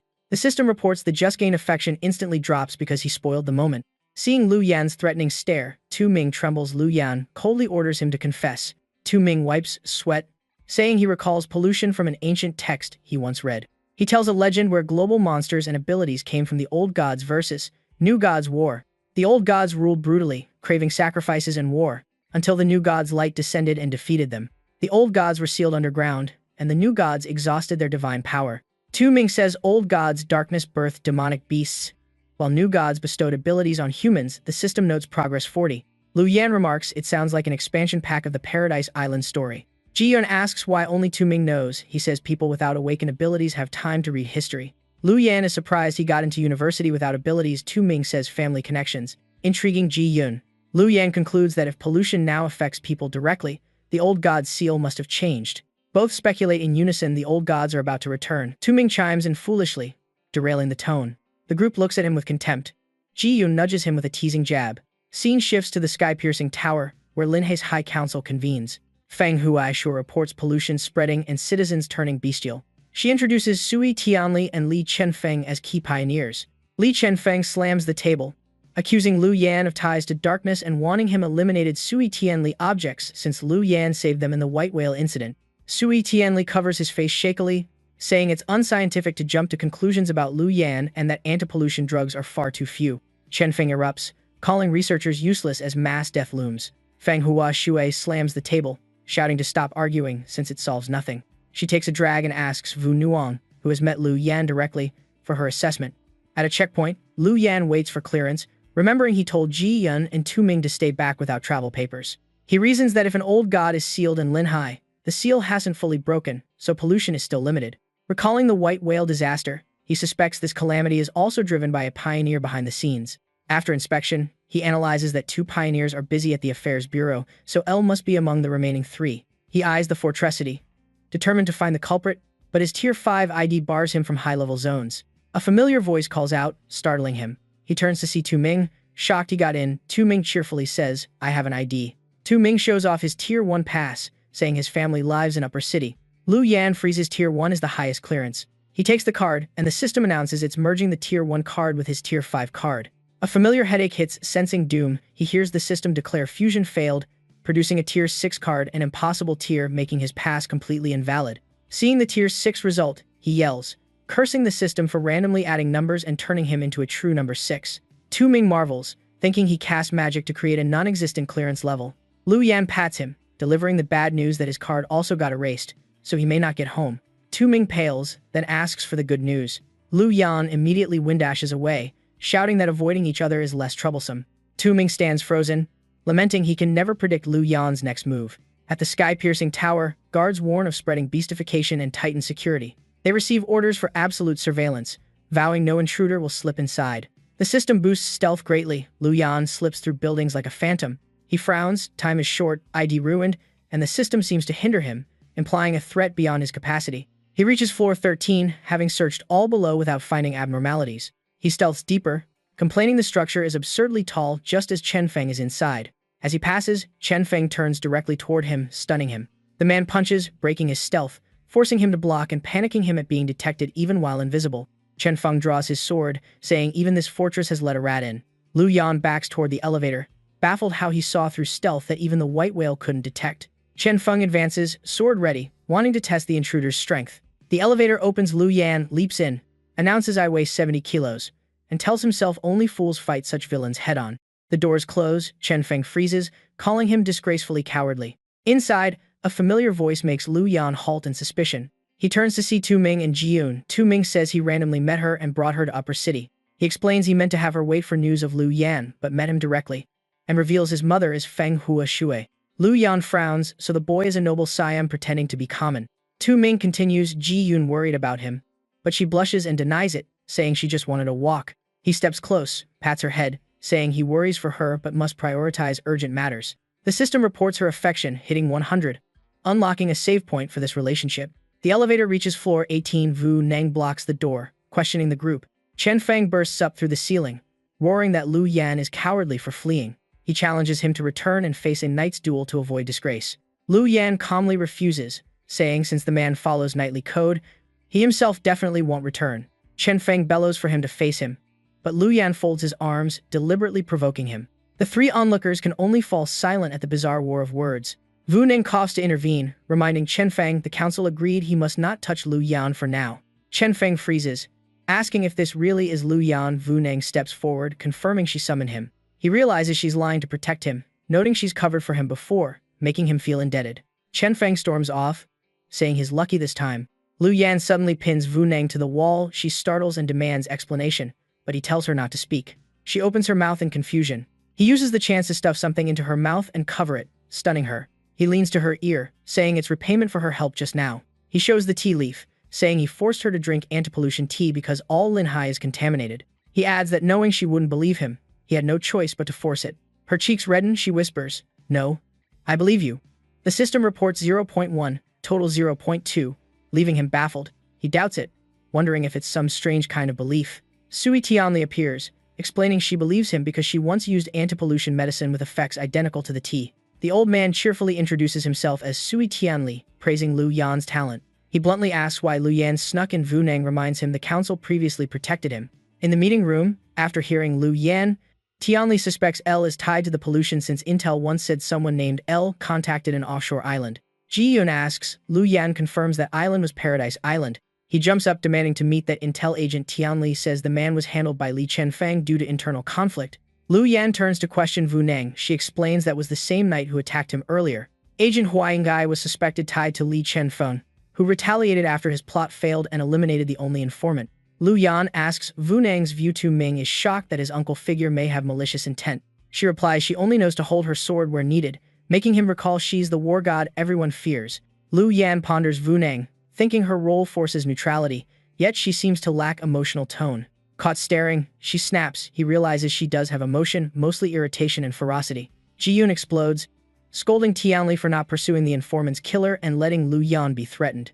Lu Yan stops her, thinking the powerful old man is too humble and opposing him gains her nothing. He returns to the priority, tracing the pollution's source, while suspecting clues pointing to Li Chenfeng are too conveniently aligned. Tianli suddenly says he has a lead and asks if they know why the tower was built so tall. Tu Ming answers it's a symbol of authority and an early warning post for pioneers. The old man laughs, saying that's only the facet the tower was built by another force to suppress a hidden entity. Before humans, this region belonged to the dwarves, master metalworkers. Lu Yan asks, Tianli clarifies, the university island differs. This coastal zone was forged by dwarves using supreme smithing arts. A dwarf smith found a deep cavern of molten heat, prompting their king to turn it into a superforge. The origin of their doom. Dwarf blood carried latent frenzy, and the lava heat ignited mass, berserk madness that collapsed their society. The dwarf king fell first, becoming a murderous tyrant. The Sane faction fought back, slew him, built the sealing tower, and died from exhaustion. Tianli suspects today's pollution is the lingering frenzy toxin of that race, now spreading to others. Lu Yan nods, grasping the big picture, and raises a new question about the chairman. He asks why Tianli created anti-pollution medicine before knowing berserk energy would become a transmissible toxin. The old man admits he never awakened an ability yet still stepped into the ranks of pioneers. Tianli claims all-knowing intuition, and Lu Yan asks what future he saw for him. He smiles darkly, saying it is Lu Yan's death by Li Chenfeng. Tu Ming jumps up cursing, sure Uncle Li will kill Lu Yan and become a true villain. Lu Yan frowns, sensing Tu Ming's words are familiar and that the clues may be misleading. Tianli laughs and shifts to ask how Lu Yan got the anti-pollution tea leaf. Lu Yan grows wary, knowing the old fox is baiting his reincarnation secret. Ji-Yun softly reassures him she'll side with him even if he keeps it hidden. Wu Ning cuts in, saying she wouldn't believe him anyway, angering Ji-Yun. Then she coolly adds she'll still protect him despite not believing. Hes surprised as she stresses it's only repayment of a debt that no longer exists. Tu Ming raises a hand, declaring absolute trust in Lu Yan. Tianli laughs at their loyalty and drops the question, leaving Lu Yan unsure of his intent. Sun Ping asks about old god legends and whether the dwarf king was one. Tianli vaguely says that king led his race and might be a fallen god sealed under the tower, and the only key to the tomb is held by Feng Hua Sui, ever vigilant against approach. Hearing this, Tu Ming is shocked, thinking he must act since his mother has the key. But he's denied recognition, while Lu Yan's stealth skill suits the task. Ji-Yun frowns, worried about this plan. Tianli and Wu Ning warn of Feng Hua Shu's overwhelming power, yet he insists time is short and hell ambush if exposed. Tu Ming recoils, reminding him that's his mother. The scene shifts to the tower top, where Feng Hua Shu sleeps. Lu Yan slips inside using stealth. He nears her pendant shaped like a sun seal, hinting ties between the dwarf king's seal and the Sun Church. As he reaches for it, she opens her eyes and binds him with electric chains. Hes exposed despite stealth and tease for midnight intrusion. The electric chains lock him down, leaving him numb and helpless. She draws a whip, asking whether to punish him from front or back. He infers another intruder existed and mentions Ming Dong's bullying to sway her. The electric bind snaps, dropping him as his plea unexpectedly works. Her gaze shifts to the pendant, realizing he may be the child she once sought. He asks in shock how she knows him. She says she knew his parents and vowed to protect him, searching by their soul relic. Hes speechless, having never known this link. She adds, she asked people at Linhai University to find him but hid the reason to avoid enemies using him. He forces a smile, inwardly lamenting he was mistaken for someone else, causing past tragedy. She happily praises his achievements and tells him to seek her if in trouble. He turns serious, saying he urgently needs her help, making her recall him climbing onto her bed earlier. She blushes from the misunderstanding. He denies it, but she assumes something else. 20 minutes later, they talk smoothly en route to the secret lift. She warns of tomb danger. He insists he must find the pollution source. The system announces his power resonates with the coffin's master and asks for an action path. Hes shocked by the giant stone coffin, sized like a giant's relic, not a dwarf's. 3 options appear: open the lid for clues, tame a dwarf as a mount, or kill a guard for karma. He despairs at the omen. Energy from the coffin begins draining his strength in a vortex. Feng Hua Shui panics and tries to pull him away before he's drained. He channels Shadow Force to lift the lid, determined to gain clues or watch pollution spread. She doesn't get how a corpse can give intel. The colossal Mad King jolts upright, startling them. He roars, asking why he's awakened. The system shows main quest at only 60, proving he's not the source. Lu Yan still dives into the coffin despite Feng Hua's worried cries. He slips into the hollow bottom, guessing the clue must come from the Mad King himself. He demands answers about the molten chamber the Mad King mocks the title descendants gave him. He confirms a sealed old god lies below, whose toxin twisted his race. He had to purge his corrupted kin. To stop the old god's revival, he and his guards became the seal, blocking the path with their lives now undone by them. Lu Yan is stunned to learn there's no hereditary berserkness. Pollution came from the old god. The tower is a suppressor, and the Mad King is a self-sacrificing hero. The Mad King says he's losing control to the old god's taint and urges them to act fast. He adds, his last guards will soon awaken as minions. Lu Yan asks the number but can't hear the rest. His furious roar forces Lu Yan to escape using sealing force. Feng Huaxue tells him to run shell, hold the enemy since he won't abandon the mission. A loud blast makes her frown. Hez already in the lift, leaving her baffled by his speed. She praises his obedience as the berserk Mad King incinerates the area behind. He contacts Long Wuning at once. She has shocked his ID jump to tier 6. He says no time to explain and orders her to gather all berserk dwarves at the tower. 7 guards will appear. On the way to the tower top, he urges her to follow instructions exactly. From above, he surveys the city, ready to mark each guard's location and await the old god's emergence.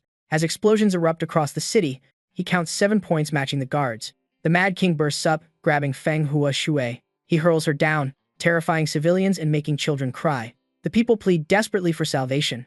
As the Mad King strikes, Lu Yan dives down to block him. His armor morphs to protect him mid-leap, yet the Mad King's punch shatters half of it. He shouts for them to run. They think he's a divine envoy and beg to follow. He says he must stay to stop the giant dwarf and tells them to flee while Wuning draws in the 7 guards.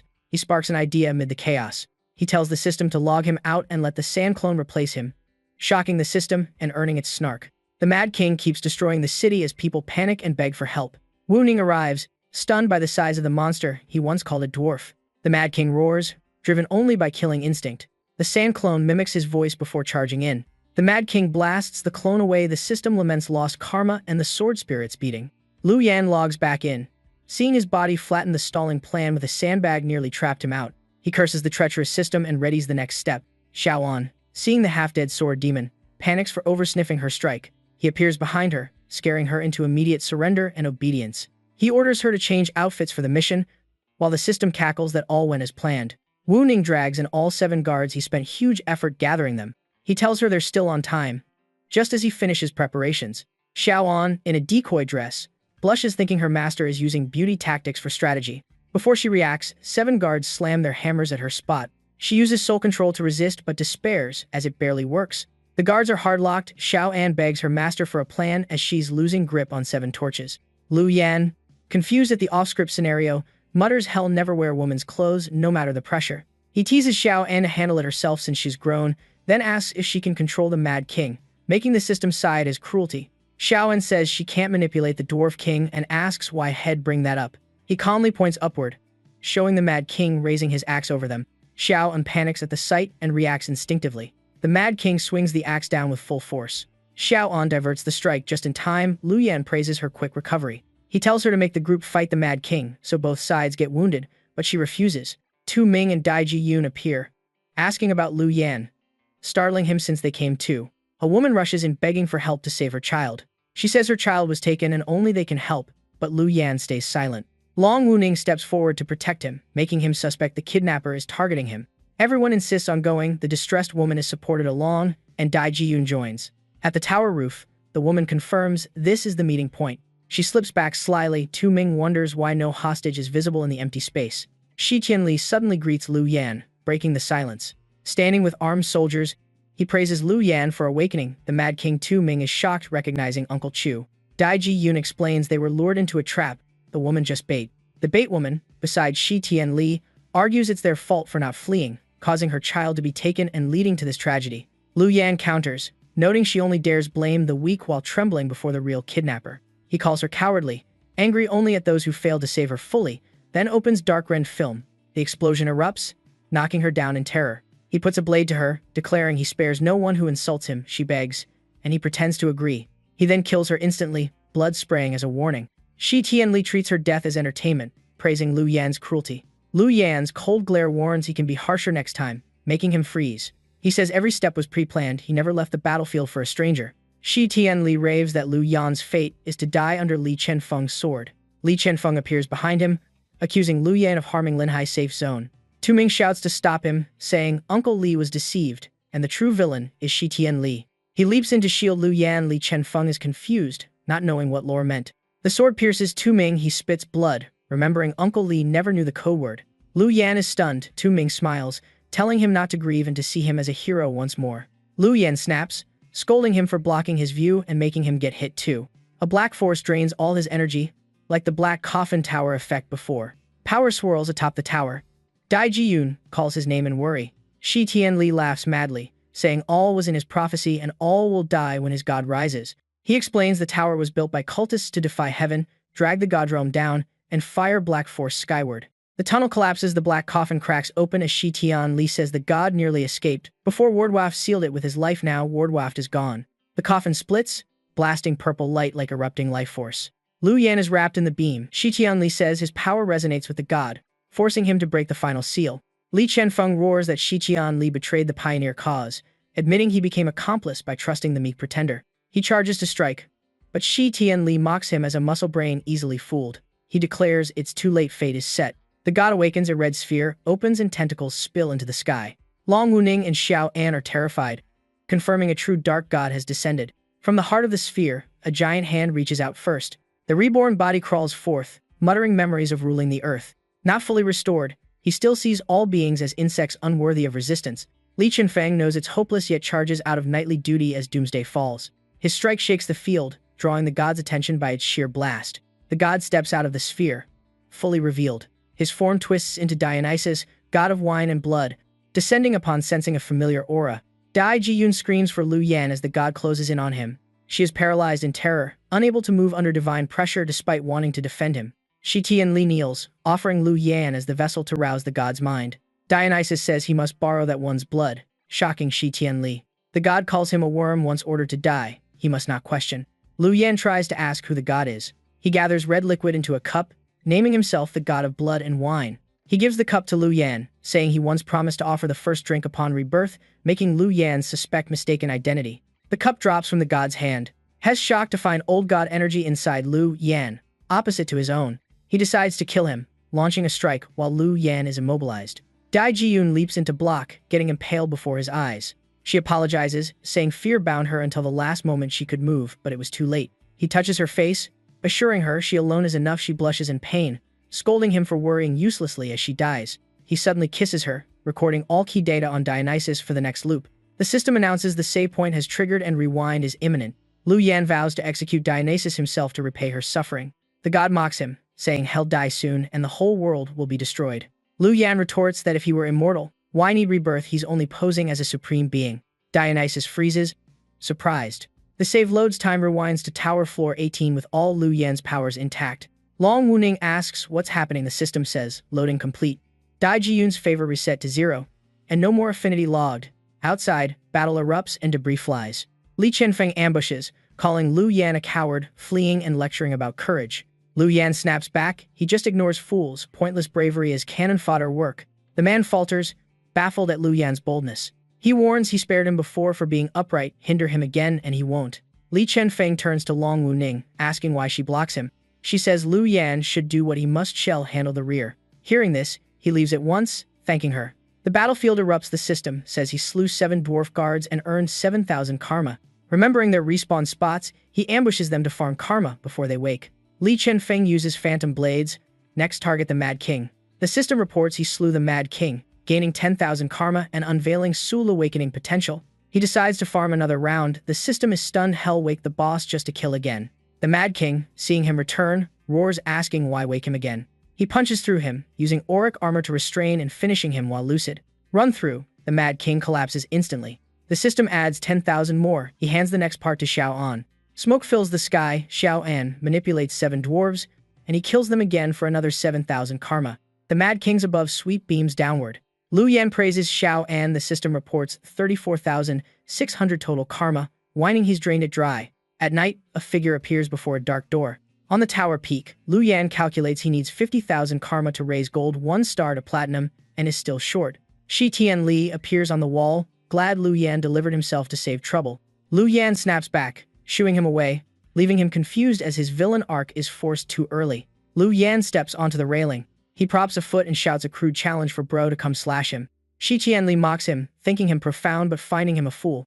Lu Yan angrily calls the system. Demanding a new option, it grouses. His thinking is jammed.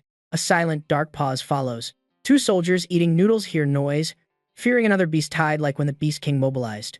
The forest shaking confirms a horde is coming. The middle-aged soldier orders everyone back to positions the cities in chaos and defense lines must hold. The system opens options: 1 kill beasts for karma, 2 flee, 3 chokes before stating. Inside the city, chaos rises as 1,000 beast tide floods one direction, ignoring people.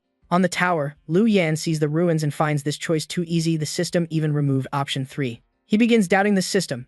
The system sighs, tired, dropping quests and telling him to think for himself. Shi Tianli hears the beast tide and wonders if the Beast King rumors about Lu Yan are true, but he dismisses it, saying with a god born, "A Beast King is nothing before Dionysus." Explosions boom. He threatens to turn Lu Yan's blood into wine. The system reports 1,689 beasts slain and 16,890 karma, mood stabilized. Dionysus lounges, laughing that Lu Yan arrived on time for the promised drink and thanks him for killing beasts he was too lazy to handle. Lu Yan endures the blood and wine god's assault. Shi Tianli sweats, baffled Lu Yan dares strike a god and that the god knows him.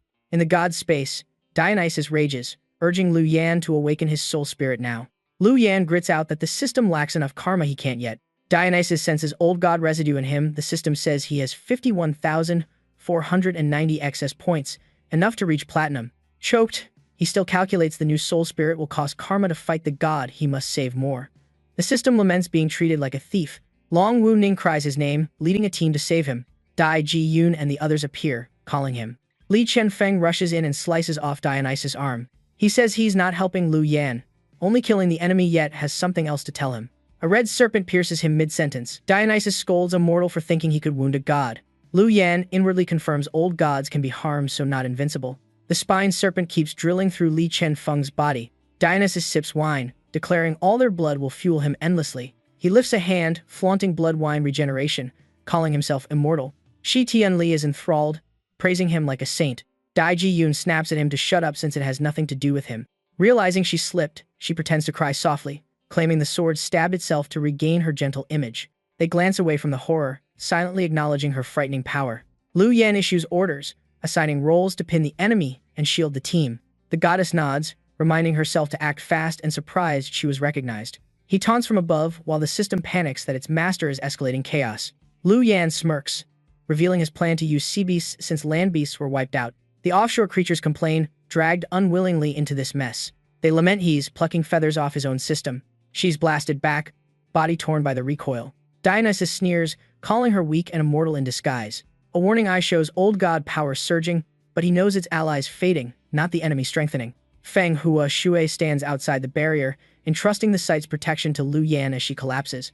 Lu Yan sternly refuses, thanks everyone, and takes on the rest himself. The beasts charge in, eager to tear foes apart to prove their battle worth. He smirks, mocking them for reusing a failed tactic. Chains pierce through as he slaughters beasts like weeds, draining the system with massive karma. Lu Yan laughs coldly, calling him foolish for not learning, and summons his spirit. The demon pupil awakens to its limit, forming a flesh form of 1,000 eyes, boosting the system to platinum and burning tens of thousands of karma. Covered in eyes, Lu Yan walks straight toward his foe. Dionysus arrogantly proclaims divine authority and mortal inferiority. Lu Yan casually lifts a hand. That light tap shatters him to pieces, terrifying him by pure physical might without skills. Blood aura coils around Lu Yan like red mist. He screams, admitting even gods fear that physique, yet sneers it is still meaningless. He boasts of immortality through blood and wine, calling the city his reservoir. Lu Yan snaps back, exposing that he's faking strength. His power weakens others, not enhances himself. The reveal makes Dionysus pale in panic. Lu Yan rips apart more of his disguise, enraging him while calmly mocking. The god unleashes a sea of blood to rot him and crush his will. But Lu Yan stands unmoved, horrifying him further. Desperate, he screams that Lu Yan is exhausted and taunts him to strike. Accepting the bait, Lu Yan charges and activates demonias. Heavenly eyes erupt, each one multiplying power tenfold. Eyes open across his body, burning thousands of karma for force. He jokes he's used to indulging those who crave punishment. Dionysus flees in terror, shocked he's still moving and monstrously strong. Lu Yan keeps opening eyes, laughing like a strange benevolent tyrant. His blows explode like storms, warping space with impact. The god sinks into fire as the Lin Rescue quest jumps to 80. Lu Yan is stunned by the unexpected surge. Burned yet arrogant, Dionysus claims true immortality and taunts again. Below, citizens are drained brutally just as he promised. His body regrows from flesh and blood, resurrecting endlessly wherever blood exists. People flee in terror, screams filling the city. Lu Yan darts in to shield a civilian from the blood mist. Dionysus gathers blood to heal, vowing to slaughter all just to stop Lu Yan's rescues. Lu Yan must open more eyes to block the toxic mist. Demonies flare, raising a blood fog barrier over all of Linhai. At the 14th eye, the system warns the god is baiting him to burn out. He understands but knows attacking the core now would let citizens die, while his karma nears empty. The god's tentacles thrash in fire like crazed serpents. He tells the system only saving people can stop the god from gaining blood power. The god slowly reforms, mocking that Lu Yan can save no one and will watch all die before he falls. The army charges in, shouting insults at the god, done tolerating his arrogance. The defense commander vows to fight beside Lu Yan, protect civilians, and clear a path for him to slay the old god. The team scatters to save people as ordered. He is stunned, realizing his remaining karma can open more demon eyes to approach the enemy. Li Qianfeng appears, assuring the Tongqian Tower will open a path so he can save his strength to finish the old god. He commands a full assault, activating the prepared tactic. Everyone charges into the bloody fog, severing tentacles without fear. A warrior falls. Another instantly replaces him without hesitation. The next one rushes in, laughing and urging comrades to keep advancing. Dionysus mocks humanity's life-trading tactic, calling them fools seeking death. Li Qianfeng pushes forward, holding the final position alone. He challenges the old god, saying hell escort him to the grave on this last stretch. The being is shocked, asking why humans can sacrifice unconditionally. Li Qianfeng replies that a soldier's nature is accepting sacrifice at any time. Dionysus rages and strikes, forcing him to block with a shield. The clash detonates. He leaves a final message hoping Lu Yin won't waste their sacrifice. The old god goes mad, screaming to slaughter all humans to prove divine authority. Lu Yin opens demon eyes, appears before him, terrifying him into begging for mercy. He coldly says mercy is God's job, he only sends him to meet him. The system reports the old god slain, granting 100,000 karma and unlocking the blood grail for healing. Rescue mission hits 100, his body normalizes as he questions the reward, but the system says it's delivered. He fumes that the reward is just scavenged junk, not a real gift. Lu Yin threatens the system, saying it missed its chance. The system panics, opens a prize wheel, begging that it was only joking. He lies smoothly to trick it into opening the light system's skill panel, calling himself its ancestor. The skill triggers the sillier the lie, the stronger it gets, shocking him. The system spews errors, urgently patching itself to avoid future impact. After updating, it freezes for a long moment. Tentacles collapse, the system is stunned, he used a skill on it. The demon eyes fade, he's warned more side effects are coming.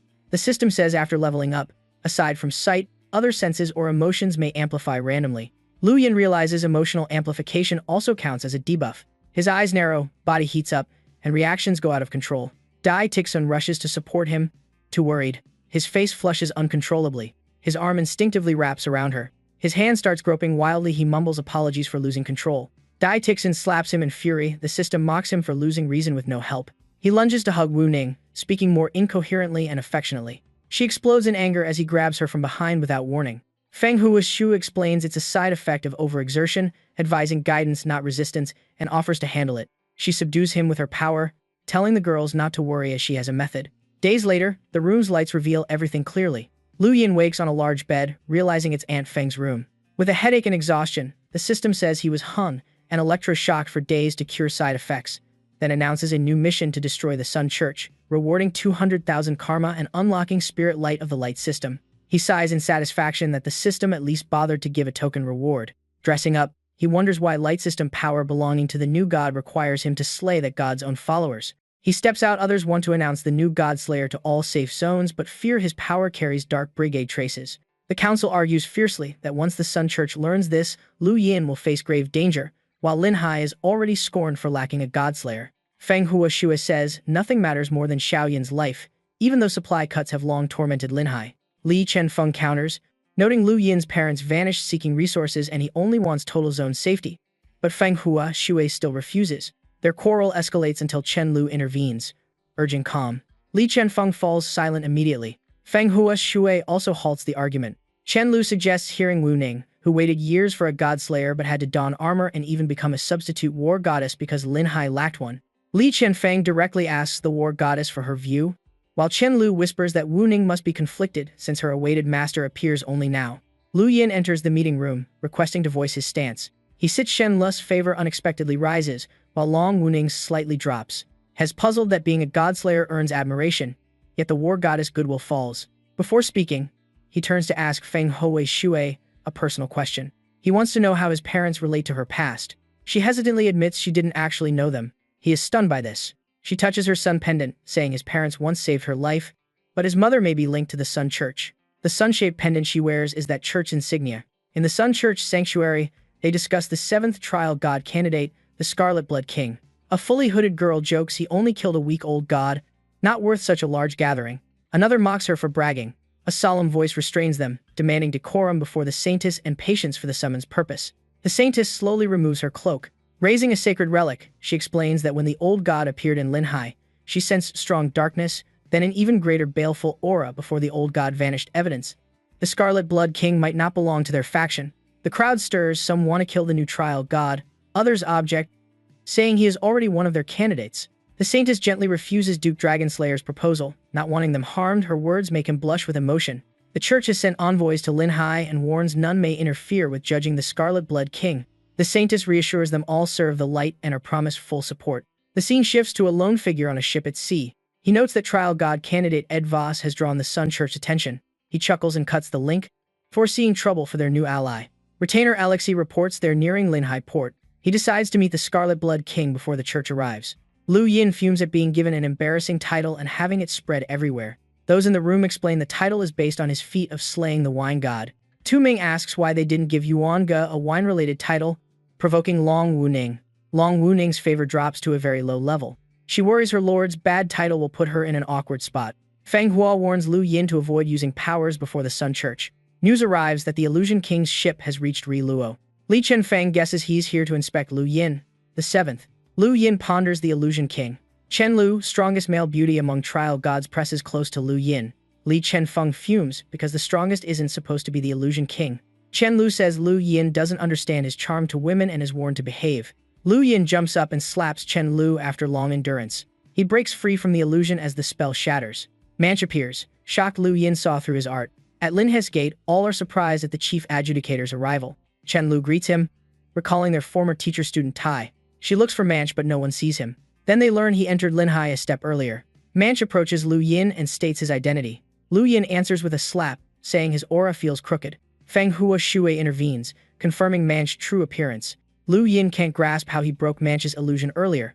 They lock eyes. Lu Yin suspects collusion to fool him. Manch silently plans strategy, wanting to assert status over the rookie. Urgent news: the Sun Church army has reached Changxiang City. Manch is delighted for a chance to display might amid the shift. All worry since both forces appear at once, putting Lu Yin at risk. Lu Yin considers retreat to avoid trouble, but battle will ignite. He decides to strike the church head-on. Wu Ning asks why he seeks the church HQ while supposedly fleeing. Lu Yin claims he wants to meet their leader to avoid exposing his plan to raid them. He asks Chen Lu why she's coming, though not his retainer. Chen Lu closes in, saying she's tagging along to tutor him, which feels odd to him. He thinks of Tixin. The system notes her favor, though erased, restores itself through shared memories. Chen Lu reassures the church targets only Lu Yin, not his associates. She adds the coastal zone is safe now since he cleared the beasts. Wu Nan urges the group to leave before the church catches up. In Linhai, citizens rejoice at the Sun Church visit, seeing it as a good omen. Leading them is Knight Velena, appearing in holy radiance revered by all. Tixin watches from a window, planning to stall to protect Lu Yin's group. Tu Ming worries that no matter the knight's rank, they can't win. Tixin's battle lust flares, shocking Tu Ming with her true nature. She's startled being called sister-in-law, unable to react.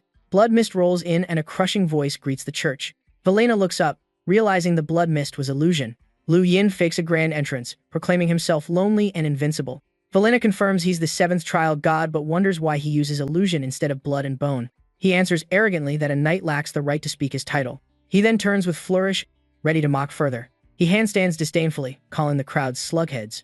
Tu Ming believes it, but Tixin calmly refutes it, saying this is nothing like Lu Yin. Tu Ming argues based on appearance, gets scolded as shallow, and she confirms that's the Illusion King. Tixin gets a bold idea, chilling Tu Ming with her scary smile. Moments later, countless soldiers collapse everywhere. Only Velena remains standing by opening the Iron Realm. The imposter praises the knight's endurance. He leaves, declaring interest in her. Velena vows to report this and defeat him. She contacts the Saintess, recounting how he struck first and overwhelmed her. Blushing, Valena clarifies she was merely outmatched and he used no dark power. The Saintess doubts her but orders her to stay and watch the Blood King. At Linhai port, a large yacht departs. Tu Ming asks why steal a boat. Tixin says the sea route helps chase Lu Yin, admitting Manch's disguise accidentally bought them time. Manch dispels the illusion, returning to his true form. He gloats about showing strength while sowing discord between the Blood King and the Church. He brags to Xia that his performance surely enraged the Blood King. Xia reports an alert: the Blood King is nowhere in Linhai, and Manch's ship was stolen. He freezes, face full of question marks. Seconds later, Manch collapses, screaming in panic. Lu Yin sneezes repeatedly. Shen Lu teases someone must be thinking of him. A week later, Tixin's stolen yacht docks faster than the walking group. Tixin worries Lu Yin may not stop at Fengxi Fort and wants to warn him early. Tu Ming panics about splitting up, but she notes they've never piloted a boat driven by anyone else. Then a voice volunteers for the mission to Fengxi Fort. Tu Ming turns to see a group sent by Manhwa Shui, claiming to be fans of the Blood King. Tixin lets them search Fengxi Fort while she heads straight for the destination. 3 days later at Fengxi Fort, Wu Ning locates Lu Yin and is shocked the outer wasteland is utterly barren with no beasts. But inside the city, they find bustling trade and prosperity. On closer look, he grows wary. The city has only men, no children or women. He notices the locals' guarded stares as if unwelcome. Shen Lu panics. A place said destroyed over a decade ago is functioning normally. Lu Yin asks why. Wu Ning notes Shen Lu's body is from Linhai and her hometown was ravaged by beasts. Has stunned, guessing this is Shen Lu's birthplace. Wu Ning confirms Shen Lu is the daughter of Fengxi Fort's lord. Shen Lu falls silent, then speaks. She recounts how Demon Dragon led a massacre that wiped out her home. She escaped only because her parents and guards shielded her. Seeing its prosperity now, she can't grasp how a place once burned down, recovered. Lu Yin realizes the barren exterior remains from Dragonfire. He reasons that with no beasts blocking, 10 days is enough to rebuild. But why no trade with Linhai for over a decade? He concludes they should meet the current fort lord from afar. A spy watches, startled by a woman's presence. The man recognizes the pink hair and guesses she has returned, rushing to inform his master. The trio is led into the manor. Soldiers invite the eldest lady to meet the lord alone. Shen Lu is surprised, but they say she'll understand once she meets him. Lu Yin and Wu Ning are stopped and invited to dine. Wu Ning dislikes their attempt to separate them. Lu Yin accepts and stays alert. Upon entering, soldiers kneel and announce the eldest lady has arrived. The fort lord bows and orders his subordinates to withdraw. Shen Lu sees the man on the seat and is shocked to recognize her father thought dead. He raises his head, arms open with a gentle smile. She bursts into tears, calling to her father. Holding her, he recounts the stormy night dragon demon destroyed the fort and how they helped her escape. He says he led troops to slay the dragon demon, ripping out its heart to finish it. But her mother was bewitched into a demonized human, forcing him to kill her to protect the people. In the other room, servants bring a large pot of meat soup. One sets it down, apologizing for the wait. Another ladles soup, hears a strange noise, and goes to check for rats, telling them not to disturb guests. After they leave, Lu Yin is tempted by the aroma. Wu Ning stops him, suspicious because the servant's hands were shaking hard. She analyzes that meat is extremely scarce in this wasteland, so its source is unknown. Night falls. Lu Yin broods over the all-male town, the mystery soup, and Shen Lu's absence all bizarre. He decides to act while the fort sleeps. He considers taking Wu Ning along, then drops it because her stealth is weak and could expose him. He pauses, sensing a strange disturbance. The steward appears with a weapon, questioning his late-night intent. He panics at running into a plot before using any powers. A side door bursts open, a seductive female voice calls. Wu Ning poses alluringly, urging him to play along. Lu Yin feigns fluster, making the servants misunderstand and leave. She pulls him into the room. He warns her about his strength as an excuse. They close the door and vanish from sight. The two servants wait maliciously for a chance to strike when they tire out.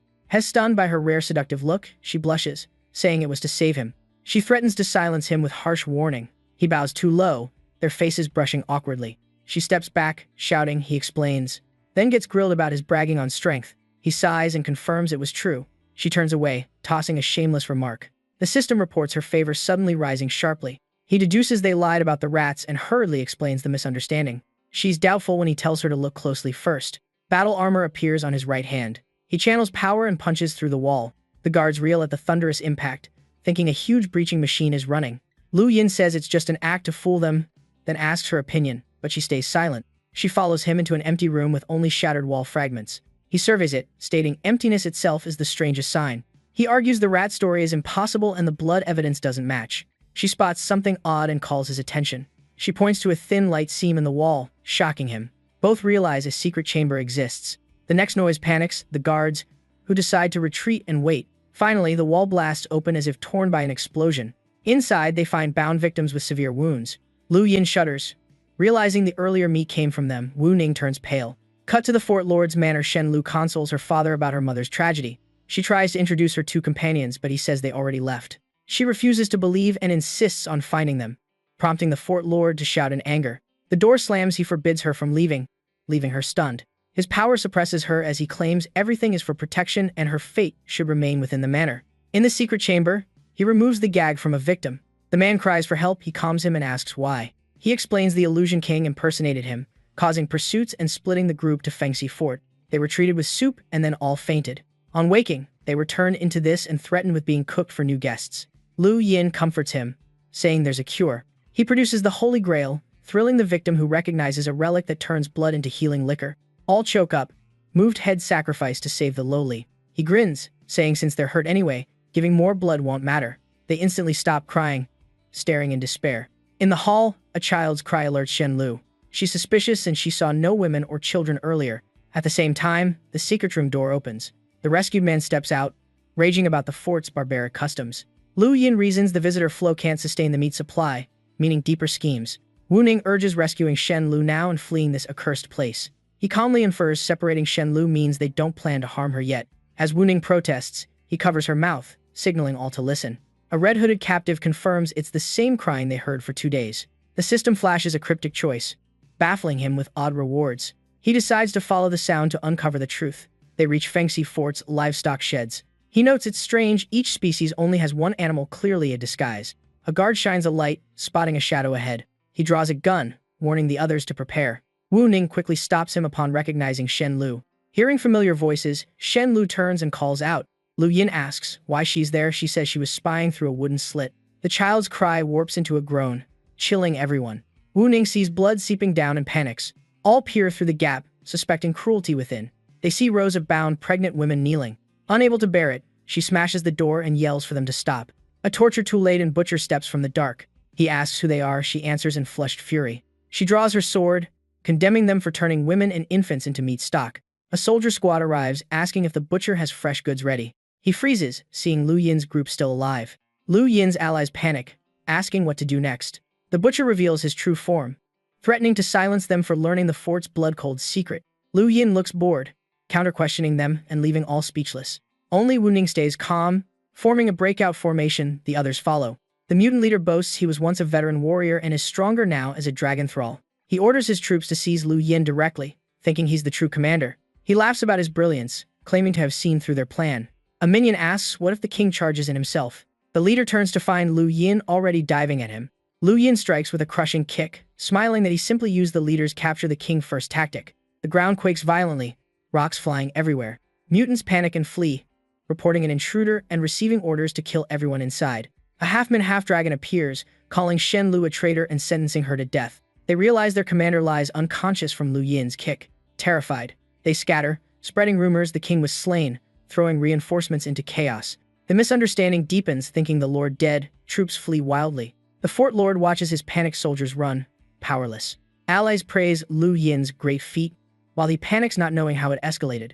The Fort Lord approaches, praising his uncanny insight. Shen Lu confronts her father about the atrocities he says her mother always knew. He recounts how all warriors died and he slew the evil dragon to use its blood to revive them. But dragon blood made them dragon thralls craving flesh, starving into mindless beasts. He justifies sacrificing women to repay the men who protected the fort. He blames his wife for not understanding him and says he had to kill her. Shen Lu collapses in despair. He calls both her and their daughter traitors. He grabs her wrist, demanding they hand Shen Lu over in exchange for the group's lives.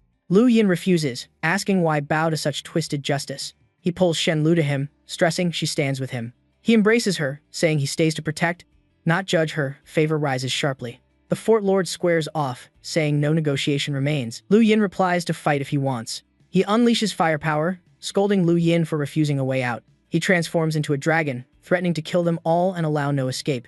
Allies panic that the Lord turned dragon again, suspecting he was the evil dragon in disguise. Shen Lu desperately begs him to stop, pointing to the ruin he caused. He breathes fire, condemning wife and child as traitors deserving death. Lu Yin retorts that for your own good is the cruelest coercion. He faces the firestorm, determined to take the first blow for the others. He summons a special ability allowing free karma activation. His body dons golden armor, the sword soul nether form for its first battle. He draws his sword, killing intent surging. But his slash is fully suppressed and dragon fire engulfs him. His avatar is swallowed by the fire dragon's annihilating wrath. Hess forced back to his main body, the system says the avatar was burned and auto-escaped. Allies still misunderstand, cheering that he tanked dragonfire easily. He clutches his head in despair as his cool act collapses instantly. The Fort Lord grows suspicious since Lu Yin survived and his form was strange. Lu Yin switches to the Devil Pupil account, donning heavy, oppressive armor to end it quickly. He provokes the dragon above, inviting a proper descent fight. The dragon taunts from the sky, threatening more fire. The system warns another hit may destroy all gear. As fire falls, Chen Lu blocks it, pleading her father to recall his old ideals and abandon dark power. He remains obstinate, claiming his cursed state protects all, yet being rejected drives him further from the light. Chen Lu despairs, unable to understand why her father fell so far, questioning what remains but demonic nature. He rages, accusing his daughter of being like her mother, then unleashes full fire to annihilate everything. The blaze shatters defenses and strikes Zhen Lu, making Lu Yan cry out her name in shock. Black smoke blankets the sky as the scorched scene descends into chaos. Lu Yan holds the dying Zhen Lu, hears her weak apology, and reassures her the fault lies with the draconic corruptor, not her. He entrusts Zhen Lu to Long Yuning for care. Zhen Lu tries to stop Lu Yan because Dragonfire suppresses his shapeshift ability, but Yuning calmly says it is his chosen path. She adds that once a man decides, do not stop him, helping Zhen Lu understand why Yuning did not assist. The evil dragon mocks Lu Yan for merely leaping skyward, but he silently activates the demon eye. He rushes in, punches the foe's face, and declares he has changed his mind about ending it in one blow. The evil dragon threatens to burn him alive as he falls, boasting of tormenting him as a target, but the grin vanishes when another punch slams into its neck. Lu Yan keeps striking, dazing the creature, which cannot fathom how he suddenly flies. The evil dragon is pummeled into agonized screams. Zhen Lu questions Lu Yan's flight, while Yuning notices something abnormal in his state. When the dragon is slammed down, Yuning deduces he is only making rapid consecutive jumps to mimic flight. Terrified, the evil dragon begs for mercy and urges them to take Zhen Lu away, but Lu Yan coldly vows to finish him. He curses that slaying a dragon turns one into a dragon, and as he rambles, Yuning spots her sword nearby. She gestures, guiding the sword as its spellwork activates. Lu Yan cuts off the creature's nonsense and prepares the final blow. His crushing strike combines with Yuning's sword, making the dragon spew blood violently. The one who was once Zhen Lu's father collapses in disgrace, and only then does Lu Yan notice Yuning's sword. Lowering his armor, he lands, moved as he looks at the two girls, while Yuning lightly scolds him for her readiness to die following her lord. Lu Yan insists he struck before the sword, then realizes ironically the slain foe was in fact his own boss version. The system announces his transformation state has ended, a random debuff is coming, and a dragon curse lock-on begins as red darkness erupts around him. A colossal red monstrosity forms, wreathed in dark flame energy, dwarfing Lu Yan. A red entity coils around him as the system reports he is cursed and on the verge of becoming a new evil dragon. Scales spread, eyes change, and fangs emerge amid his agonized screams. Red radiance engulfs him. Yuning rushes in, worried. With warped hands, he grabs her to stop her. She blushes, misreading the side effects, while he admits he is losing control. They share a kiss in the chaotic moment. Yuning thinks Zhen Lu's injuries mean only she can aid him now. She accepts her fate as his retainer. Her hand gently touches his transforming body. Her ability tears his clothes apart, and she says she will steady his mind. Blushing, she asks that once sane, he help her end the curse completely. A strong light bursts from his transforming form. Yuning's face flushes as she softly closes her eyes. He jolts up and tightly grips her soft hands. Yuning falls back by inertia, stunned by his instinctive reaction. Seeing her arms pinned, she realizes he has fully lost reason. Pinned beneath him, she can only tremble before his wild instinct. As his body presses close, Yuning cries out in panic, begging him to stop. Night falls, leaving only vague, indistinct sounds. Dawn breaks, light piercing the clouds to dispel the night. Zhen Lu lies immobile, furious at having witnessed everything while unable to move. Lu Yan rises, reforms his clothes with his power, and the system congratulates him for completing Choice 3 and gaining time-limited dragon form with Yuning. He laughs, realizing the earlier choice was meant to share the curse and convert it into new strength. Yuning strikes with her sword, but he blocks and reassures her the curse is neutralized and his eyes have returned to normal. She plants the sword into the ground, still doubtful, and he confirms both can temporarily dragon form. She touches her abdomen, sensing warm energy spreading through her body, proving the new power is real. Glowing twin dragon head tattoos appear on her belly, signaling an awakening force. Suddenly, a fierce blue light bursts from her abdomen. The radiance expands and envelops her whole body. Yuning transforms into a majestic azure dragon, shocked she can truly turn into one. Lu Yan smiles in affirmation, praises her for turning the tide, she blushes in denial, and the system raises her favorability by 2.5. Two guards rush in reporting the slave dragons are too many and they fear encirclement. They ask where the female martial deity is, and he points ahead. Before them stands a giant blue-lit azure dragon. The guards collapse in fear, confused because this dragon form differs from earlier. Lu Yan summons power, red light gathering on his hands, explaining the earlier dragon was fake, this is the true form. He transforms into a darker dragon with golden lightning, while Yuning becomes a metallic dragon of the metal ability. He stresses he is of the dark attribute. Thus a black dragon, each form mirrors its attribute. The two pierce the clouds like arrows, declaring the counterattack begins using dragon venom itself. Flame torrents and metallic streams pour from their maws like a storm. The slave dragons burn to ash amid wails before the overwhelming assault. Women imprisoned in Feng Su Bao are handed to the guards to escort to safety. The Battle of Feng Su Bao ends, while elsewhere Ji Yun and Tu Ming encounter trouble in an icy region. Freezing winds lash their boat as they suspect the abnormal weather signals a demon threat and head west cautiously. Before them rises a drifting wall of colossal ice. Both are shocked it is northern-style spiritus, meaning they may have gone the wrong way. Ji Yun holds her forehead, lamenting they likely took the wrong route. Tu Ming asks in confusion. At the wall fortress, a soldier kneels reporting a strange ship breaching the border. Velena frowns, ordering them to ignore it and focus on the monsters resurrecting outside the ice wall and the cause behind their revival. Crossing the West Desert, Lu Yan explains they must walk because they fled hastily and Feng Su Bao collapsed, leaving no usable transport. Under scorching heat, water and supplies dwindle, worrying Yu Ning about finding a resupply point. Lu Yan hears a strange voice behind him, as if the wind itself were speaking. It turns out to be the sound of a rhino-like demon beast with fierce red eyes. Zhen Lu panics at encountering a talking demon beast. The voice actually comes from a man hanging before the beast's snout, enjoying being suspended. The trio is helpless as Yu Ning and Zhen Lu realize he uses himself as bait to control the beast as transport. Lu Yan immediately pulls them along, telling them to hurry and hitch a ride. He leaps, kicking up a cloud of sand, landing on the beast's back. He questions the stranger curiously. The young man introduces himself as Li Jia and claims he has a mentalness certificate. Zhen Lu insists he is truly insane, while Yuning wonders how such a person survived the wilds. Reaching a safe zone, Li Jia says he's home. Fan Zi, stop. He points to the beast. Fan Zi, explaining it once tried to eat him but over time became a life-and-death companion. Zhen Lu sighs, realizing the bizarre bond is actually friendship. The scene shifts to soldiers in a desperate battle against monsters, asking when the slaughter will end. Another soldier, pessimistic, doubts returning to the city even with spirit cores. Yuning appears, cleaving the beast cleanly, asking about their status. The soldiers rejoice and urge collecting cores to return to the safe zone. With cores in hand, they cheerfully pass the main gate. Zhen Lu notes Ta seems more advanced than Lin Hai. The three decide to rest and resupply, while local soldiers celebrate the easy mission. The soldiers brag about partying. Zhen Lu frowns, annoyed at their self-praise. She angrily points out they survived thanks to Yu Ning, but they deny it and call core collecting trivial. Yu Ning calms Zhen Lu, telling her to ignore them.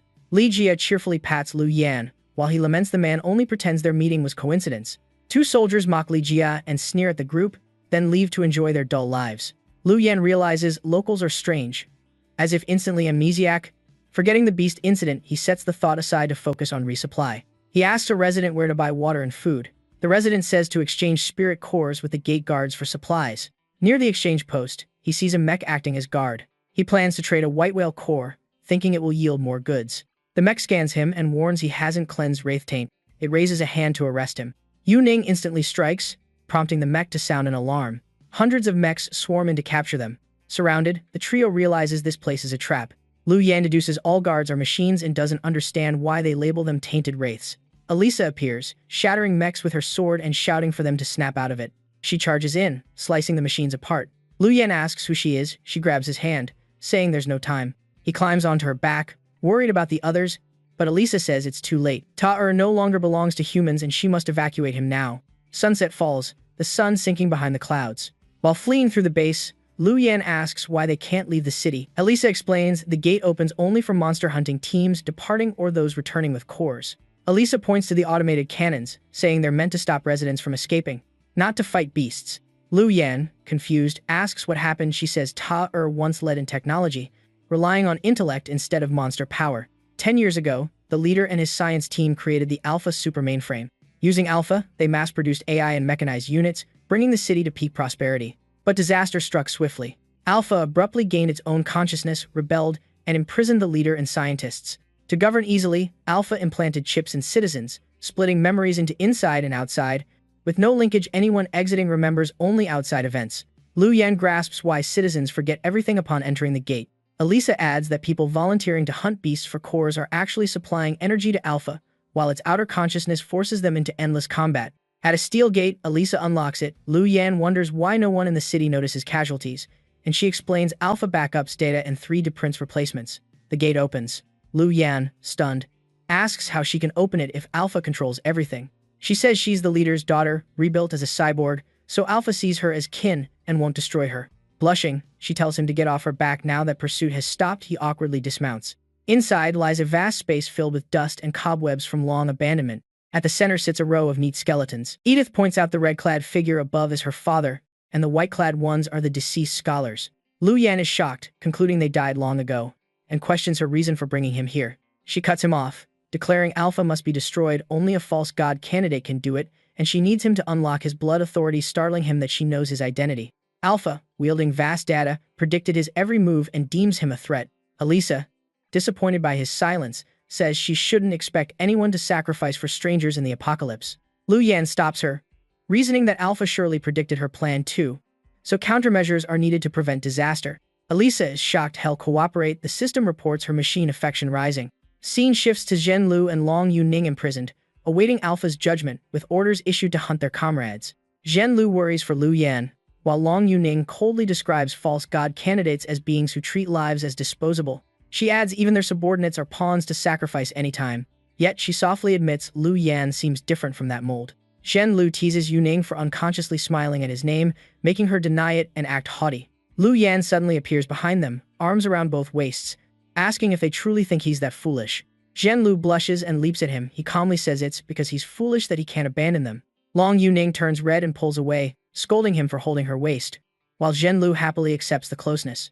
The system reports Yuning's favor rising slightly, Zhen Lu reaching max, and activates a save point in Tan Safe Zone Jail at 1112-023-2013. Lu Yan is stunned by the spike in affection. The system explains his past deeds accumulated to push Zhen Lu to max. Elisa enters, asking if his preparation was really to lock himself up before the guards and doubting the plan's effectiveness. The two girls warily question Elisa's identity. She scolds their rudeness and tells Lu Yan to control his people. Lu Yan sighs helplessly, lamenting the chaos feels like stepping into a Tula-style comedy. The mechs report failing to locate him, and Alpha asserts it predicted every move of the intruder. Alpha grows confused that his timing diverged from forecasts, doubts its calculations, yet trusts the planted bomb will keep the future on its scene track. Leaving the jail, Lu Yan asks Long Yuning about her true strength. She replies, machines could never capture her. But to keep Zhen Lu safe amid encirclement, she chose to surrender. Zhen Lu feels guilty. Li Jia appears suddenly, flashing his abs and greeting Lu Yan like a soulmate. He pats his shoulder in farewell and strolls off carefree. Long Yuning is annoyed to meet that oddball again, while Elisa says he's an hidden intellect, the only pure human not chipped. Lu Yan reasons that aside from Alpha, machines act rigidly, and Li Jia spotting loopholes proves Hez no simpleton. Elisa says he was unstable even before Alpha sees the zone. At that moment, alarms blare as the prison activates defenses. The group reels, realizing Alpha has locked their position and is about to strike. Laser nets seal the front path, forcing Li Jia to halt. Seizing the chaos, Lu Yan activates wind, stealth, and slips away. The defense system goes into emergency mode, withdrawing other units from the corridor. Li Jia casually dances through lasers, humming a dull tune. Zhen Lu is stunned by his physical grace. Long Yuning and Elisa start running, scolding Zhen Lu for staring. The wall is suddenly drilled open by metal tendrils, making Zhen Lu panic. She's doomed. Li Jia is blocked again by a dense light grid, prompting Zhen Lu to cry out in despair. He just slicks his hair back and chants a divine-sounding line. He walks straight forward, alarming the girls who don't know what stunt he's pulling. He strikes a cool pose, muttering a negation of light as force gathers around him. The laser net vanishes instantly, shocking everyone. All freeze at the absurdity of the scene. Only then does Lu Yan speak up. He is pressing the laser off button on the wall, chiding them for overthinking. The group is startled to see he's been at the corridor's end the whole time. Lu Yan says simply they're too slow. Cut to mechs urging Alpha to capture him at once. Alpha replies it knows and the target is approaching. The 5 enter. Lu Yan greets mockingly, guessing Alpha is fully prepared. Alpha asks about enlightenment, while Lu Yan condemns it for splitting citizens' memories like livestock. Alpha argues Tan residents choose comfort, and it uses spirit cores to evolve mutual benefit. Lu Yan refutes, asking where the true human self lies, inside or outside, silencing Alpha. Elisa accuses it of forging a false heaven to hide hell, turning citizens into living resource vaults for spirit core extraction. Alpha's blue eyes blaze as it mocks humanity. It offers Lu Yan mechanization to merge consciousnesses and build a perfect future. Lu Yan rejects this, stating, memories good or bad define humanity, while Alpha's solution is mere deceit. Alpha derides mortal intellect limits and says incomprehension means being devoured. It warns all resistance ends in death, but Lu Yan smiles, unleashing infernal flame, asserting zero probability is an impossibility. Fire rips through conduits around Alpha, breaking its projections. Yet new cables spawn endlessly, and the group realizes Alpha has fused with and controls all of Tan. The ground collapses. Li Jia shoves the group to safety, yelling for them to clear the way. He slips and falls into the collapse zone, screaming helplessly. Long Yuning is stunned. The madmen save them, knowing touching Alpha means forced assimilation. They escape but are immediately targeted by autocannons, their retreat sealed. Elisa dodges fire, warning Alpha has activated the city guns, making escape near impossible. Yuning blocks the beret. Zhen Lu realizes Alpha predicts movements by future data analysis. She deduces Yuning's trajectory as pre-read, so every shot locks on her. Yuning struggles. While Zhen Lu is reminded staying still only endangers allies, she awkwardly prepares to dodge. Alpha watches smugly, boasting it simulated 438 escape routes, and trapped them all. Wings wouldn't get them out. A blinding beam tears across the battlefield instantly. Lu Yan charges in opposite the forecasts, stunning Alpha with behavior outside logical modeling. He raises a red glowing hand, mocking Alpha for using data to dictate others' fates. In a flash, he shifts into massive dragon form, declaring self-determination. He breathes dragon fire, burning Alpha's body as it screams at the script-breaking event. Alpha's shell liquefies, still unable to accept his illogical action. Lu Yan sees an intact structure beneath the burning cables. Shocked, it is an unscathed metal coffin lid beneath the floor. Suddenly, Yuning, as an azure dragon, lunges and bites him, hurling him away. A ground-shaking blast follows, and Alpha claims victory is not his yet. Speaking through Elisa's body, Alpha boasts it can transfer consciousness to any machine, achieving immortality as long as devices exist. It adds it can control all machinery, making his closest companion an unwitting bomb. Lu Yan is shocked. How could a human like the martial deity be machine controllable? Zhen Lu recalls young Xiaoning was gravely injured, her heart destroyed in a childhood massacre. Feng Huo Shui sacrificed Lin Hei's regen energy to forge a mechanical heart to save her. Since then, she grew cold, opening up only to Lu Yan. He realizes why her favor rose slowly. The mech heart lets Alpha influence her. Alpha sneers that knowing the cause is useless, she will crush him without release. Lu Yan returns to human form, explaining he was locked due to dragon size shrinking freeze him. Zhen Lu cheers but worries human form Lu Yan cannot match dragon form Yuning.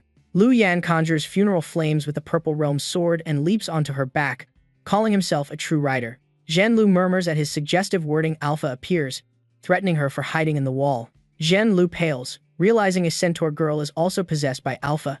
The indestructible metal coffin lid suddenly bursts open. Li Jia emerges stretching, complaining the soundproofing made him oversleep. Zhen Lu considers shorting Elisa's mech body, but Alpha notes this body isn't truly his. She hesitates, destroying it harms the centaur girl, not striking dooms her. Alpha taunts her indecision. A golden flash streaks in. Li Jia leaps onto Elisa's back, boldly saying, "Hell, just knock it out." He smacks her 3 times, making her scream. Elisa awakens, grabbing his hand to stop him. Zhen Lu is baffled by this absurd yet effective technique. From above, Lu Yan sees Elisa restored and vows to destroy all devices Alpha can inhabit. He commands the silver dragon to burn down the mechs. They panic and call for reinforcements. Dense red aura surges from the black pit. The coffin bursts out 4 eerie arms. The creature laments being driven to reveal its true form. A tentacled body rises, exposing Alpha as merely a shell hiding the real consciousness. It proclaims its true form as the system god of fire and iron. Hados Bey boasts he mechanized himself to escape aging, becoming the sole immortal god. Lu Yan charges and strikes, cutting off his long-winded monologue. Hados tilts aside to dodge, bragging every move of theirs lies within his predictions. Lu Yan blocks bombardments, citing another omniscient who died. Hados realizes it was the Lin Hai researcher granted foresight by him. He amps firepower, mocking that man for using mere scraps of his power while calling himself omniscient. Hados folds his arms to flaunt a trump card but freezes at a sudden sight. Through the explosion, a figure pierces the flames. Lu Yan emerges with erupting, killing intent, muttering only kill. The system sighs as he enters the no-command kill state, becoming a pure slaughter sword fiend. He weaves like Spider-Man, breaking the opponent's attack rhythm. His slash severs a tentacle, shocking Hados that he has become fearless and unreadable. Yet Hados stays confident, still predicting his attack paths. He lashes out with tentacle volleys, jeering Lu Yan for fighting recklessly with no defense. In the mind realm, Lu Yan despairs every move is pre-computed by the Iron God. Stronger strikes are useless if they can't land. Xiao An tries to speak, but he snaps at her not to disrupt his thoughts. She timidly reminds him this is the mind realm, whatever he thinks, Hedos hears. Outside, Lu Yan is slammed into the ground by Hatox, armor blown off in the mind realm. He chills, lacking any counter-attribute advantage. The system asks if he's noticed the Requiem engine going offline. He panics. How could a killing machine self-shut? The system hints it never truly fought. Each time it forced him to awaken the Godslayer state. He understands and smiles mysteriously. Hedos approaches, boasting he has foreseen the moment of Lu Yan's death in his final prediction. Lu Yan eyes the shard, reminding himself divine fire could kill him in one hit, and he hasn't tested his counterplan. Without hesitation, he stabs his own abdomen, choosing self-harm rather than playing into prediction. Hato freezes suicide to break foresight, defies all survival instinct, baffling him, while Lu Yan keeps injuring himself through agony. As Hedo stalls in fury and confusion, Lu Yan flees to find the director to open a save point. He rushes to Shen Lu, hoping to reverse time to verify feasibility as the system complains about his recklessness. Shen Lu is stunned, seeing him charge and wounded. She blushes and stammers as he approaches. Lu Yan suddenly kisses her, shocking her into believing he loves her deeply at the end. Hedos is astonished, unable to parse such bizarre behavior. They end the kiss and gaze at each other tenderly. The system reports the save point opened, data loaded, and time reversal beginning, erasing Shen Lu's affection. As time rewinds, Shen Lu shyly steps back while the bystander wonders about her changed lines, and Lu Yan separates them to verify what he needed. He enters a strange room and is greeted by Li Ga as if he knew he'd return. But Li Ga then shyly speaks oddly, making Lu Yin conclude he's simply unstable.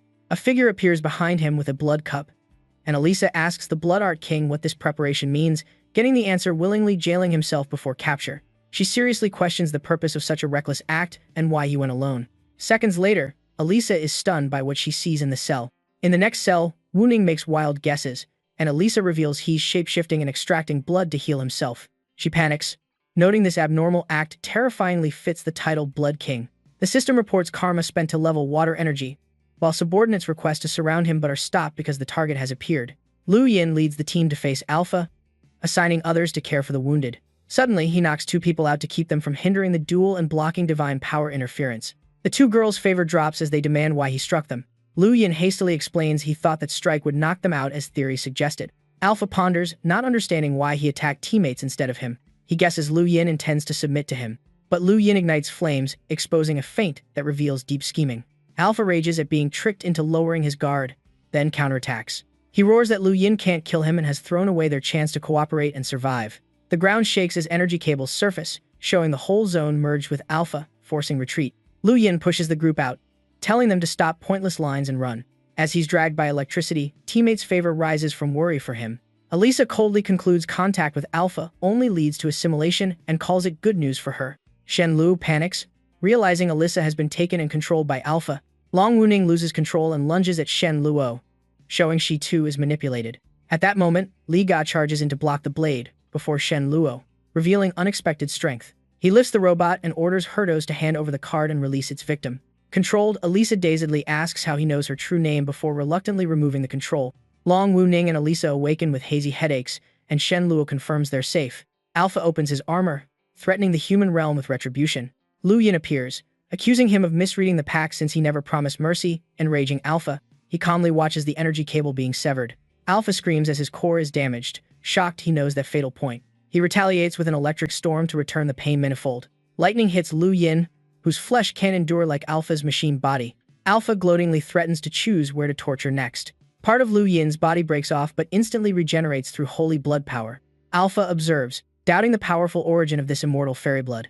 Electricity constricts him, forcing him to spend blood to heal, while attacks rain down. White mist blankets the battlefield after the fierce strike. Ancestral will awakens in him. Zhen Hong, Waterlord of Citalaner, who once turned sea into battlement and blood into body to annihilate foes in a final death battle. Alpha is shocked to sense the familiar aura of a powerhouse he once feared, not knowing why that strength is in Lu Yin. The system explains Zhen Hong can spend a percent of blood to deal equal direct life damage, ensuring parity with any foe. Alpha desperately warns the percent blood strike drags both into ruin, urging him to stop mutual destruction and make peace. Out of control, Lu Yin reminds him he forgot the holy unguent that gives his fresh blood body infinite regeneration. Alpha freezes, realizing Lu Yin has formed an unbreakable closed loop. He admits all future deductions failed because he couldn't predict self-farm plus instant regeneration. Alpha despairs as his foresight turns useless. He abandons the god title and accepts collapse. He screams that he once shed flesh to avoid weakness, yet now loses to fresh blood. His spirit shatters, unwilling that the mechanical ascension path failed. Shen Luo analyzes that Lu Yin's win is overwhelming this time thanks to the immortal loop. Unlike the prior victory, she suddenly blushes as her heartbeat races, realizing she's fallen for her student. The system declares he slew the Fire Iron God, awarding 100k karma and a divine core. He inspects the energy core forged from eternal flame and outer heaven iron, the god's mechanical heart. It can power a megacity for millions of years. He relaxes, knowing it can help him build his own super domain. The system activates the soul-fixing form, freezing him for 2 minutes with no communication. Lu Yin drops straight down at skytop speed. Shen Luo blushes, thinking he's flying toward her on purpose after victory. She panics because their teacher-student bond can't bear such skewed feelings. He falls onto her, making her shove him away in shock. He complains about being sat on before, while Long Wuning questions his intent toward Shen Luo. Helpless, he's immobilized and cannot explain or move. Strange icons pop up as if mocking the scene. Days pass, and the sky clears again. In icy Baiqing, blizzards still swirl around the safe zone. In a warm room, noises signal a visitor. Butler Oleg goes to greet them. Ivan and Zoya enter, with him feigning charm to win her favor. Inside, he schemes to claim her tonight. He pretends drunkenness to humiliate Tamin, and the butler only echoes him. Tamin sees, having lost family and now watching helplessly as Zoya is forced away. Ivan drags her to the cellar, grumbling that wet floors ruined his shoes. He orders Tamin to lie down as a foot rug to further disgrace him before Zoya. Tamin endures, making Zoya silently ache. Ivan grows jealous that Zoya cares about a lowborn poor boy. He stomps Tamin, boasting hell make him a humiliating footstool right here. A light figure approaches. Tamin. Lu Yin appears, bending down to call him calmly. Hearing the familiar voice, Tamin leaps up, ignoring everything else. Ivan slips into a puddle, raging at the filth on him. Tamin rushes over in pure joy, but in haste, he trips on a stone and falls. Eyes reddening, he chokes out a question of why Lao Dai has come here. Lu Yin says he detoured via the North Ice Plains to avoid the church, then asks why Tamin is like this and where Ji-Yun is. Tamin cries, saying his sister-in-law was taken by Lord Lin Hai and Zoya is about to share the same fate. He blames himself for being powerless and making things worse. Lu Yin hands him an umbrella, telling him men need not cry, and says he never blamed the Ji-Yun matter. He grows serious, promises to handle all trouble, and pointedly asks if Tamin, like Zoya. Ivan trembles under his icy gaze even from afar. Lu Yin approaches, saying he must settle Tamin's issue, then rescue Ji-Yun as promised. Oleg grovels to Ivan, promising to expel Tamin, but Ivan dismisses it as pointless now. Tamin runs over with resolve, fearless because Lao Dai has come. Oleg angrily scolds him for being rude to a noble guest. He declares Tamin banned from all of Baicheng, doomed to starve. Tamin removes his coat, boldly quitting since Lao Dai is here. Zoya looks at him, deeply moved. He extends his hand, she gently places hers in it, enraging Ivan. Tamin asks if she wants to leave with him, and she agrees. Ivan roars at the betrayal, flaunting his status as the Lord's younger brother and threatening to crush them. Tamin immediately punches him down in agony. Ivan lies face down, battered, while Tamin says he's unworthy to compare with Lao Dai. He then takes Zoya's hand and leads her off, she blushing a soft reply. Ivan clutches his face, ordering Oleg to seize and kill them if he wants business. Oleg sweats, hands shaking around the calm crystal. He reports that Thunder Emperor Valena ordered the hotel closed and him expelled from the extreme cold zone. Ivan is stunned, not knowing why he was punished so harshly. Scene shifts to a caravan crossing snowy mountains toward the city. Valena rides a reindeer. Furious, the Argonovan brothers dared touch a subordinate of the Xian blood king. She explains the figure in Lin Hai was an illusion cast by the king to hide a formation. That intel came from the illusion king via crystal comms. Scene shifts to Bai Cheng's lord's mansion. Guards lie dead in blood. Valena realizes they're too late. She flares murderously, fearing the Xian blood king will slay the city lord. She anxiously braces for a gaudier battle that could level the district. Entering the palace, she's stunned by corpses everywhere. Valena panics, thinking the lord is dead, and orders full battle readiness. Lu Yin asks only one thing: where is Ji-Yun? Valena rushes over demanding why he massacred instead of waiting to talk, while he keeps asking about Ji-Yun. She fumes at being ignored, saying he's ignited war between two regions. A trembling arm rises, showing a survivor remains. The dying soldier reveals the slaughter was done by Master Wu Ji, who returned to seize a woman heading to Ice Seal Ancient City. She immediately checks the king's reaction. Valena bows in earnest apology, but he indifferently walks off. She frowns, worried he'll walk into deadly danger. He glances back, saying he must go because Ji-Yun is there. Valena's tone hardens, realizing he doesn't grasp the threat's scale. Outside stands a colossal ice wall made by an ancient god to seal something terrifying. The king touches his coat, pondering what menace could make gods wary. Helena insists the one who took his friend wants to lure him into a trap. The dread of that name makes her tremble. She says Wu Ji was once a disciple but betrayed, fled beyond the ice wall, and Agon replaced him. He asks why Wu Ji took Ji Yun to lure him. She solemnly says there's only one motive. The thought of a Black Knight awakening and being feared even by gods.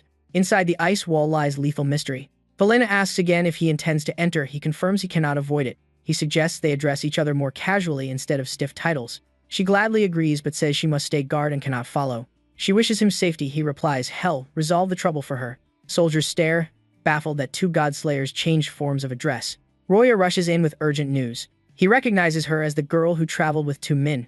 Roya reports Tu Min has led two others out secretly to save his sister-in-law. She begs him to chase and rescue Tu Min.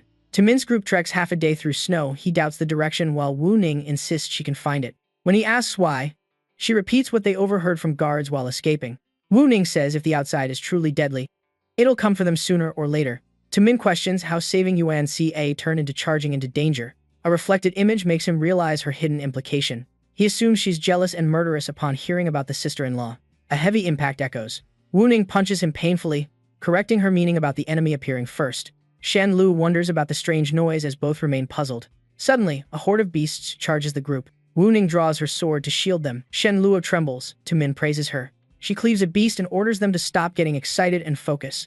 Even bisected, a beast grabs her leg, startling her. A spiral flame scorches the creature, making it howl. Her eyes chill as she recalls the clue they overheard from the Thunder Emperor. She dives into the beasts, believing only they can save Ji Yun. She steels herself to prove her own worth instead of relying on Lu Yin. Wu Ning leaps through and annihilates the horde. Before them stands Bai Deng, the judgment steward, roaring fiercely. Snow waves erupt from him, terrifying her with overwhelming power. She grips her sword, vowing to save Ji Yun as Lu Yin desires. Armored, she swears to advance as a pawn if needed, never retreat. Bai Deng mocks her arrogance, then unleashes suppression. A violent explosion rings out. She kneels with sword braced, horrified her once top-tier strength can't withstand one strike. Shen Luo and Tu Min panic, shocked the Valkyrie fell so easily. Bai Deng swings his blade at her, voice dripping arrogance. He sneers she's too weak and belongs buried in snow. Her face darkens. She blocks the blade one-handed and lunges back. He freezes, not understanding her sudden surge. The Hundred-Eyes Demon's divine power manifests to guard her, making snowy mountains trivial. The system reports she spent karma to enter demon form, with over 30,000 left. Lu Yin notes he must cut blood to activate against such a strong foe, a massive cost. Gravely wounded, Wu Ning calls his name. The system reports a huge favor increase. He laughs, feeling his investment in her was worth it. Gripping his sword, he readies to face a being feared by ancient gods. He rises, lifting the blade high, then hurls it with full force, triggering power never before used. Bai Deng both praises and mocks him, viewing him as a combat-worthy tool. He prepares to catch the strike, confident in his sentient weapon. But he's blasted away instantly. The impact shakes the mountain thunderously. The whole space falls dead silent. The system says he's entered White Index Demon Eye mode, power 1000, making teammates think the boss died. The entity is flung away by the move, shocked a human is this strong. It admits being blown out of the field by the conquest moment force. Before fading, it threatens to return. Lu Yin is baffled the fight ended so fast, thinking ancient gods' words sound ordinary. Suddenly, hordes of demons swarm. He must handle the small fry first. The system warns he's over limit, pushing further risks backlash and losing reason. The system panics he's about to exceed limit and may crash. Lu Yin startles, cursing bad luck. His eyes close as beasts encircle him.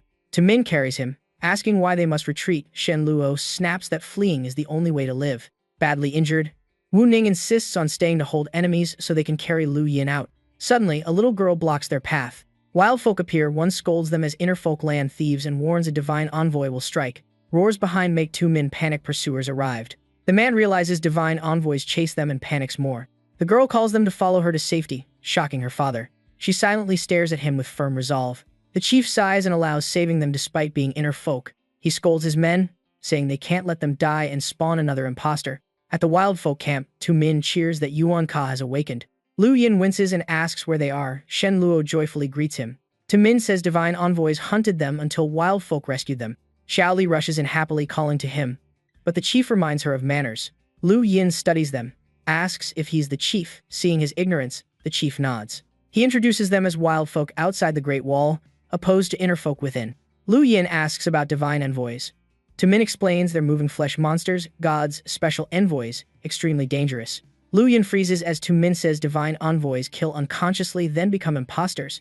The chief says imposters mimic humans, gather believers to feed the god, even infiltrating the wall to found the Sun Church.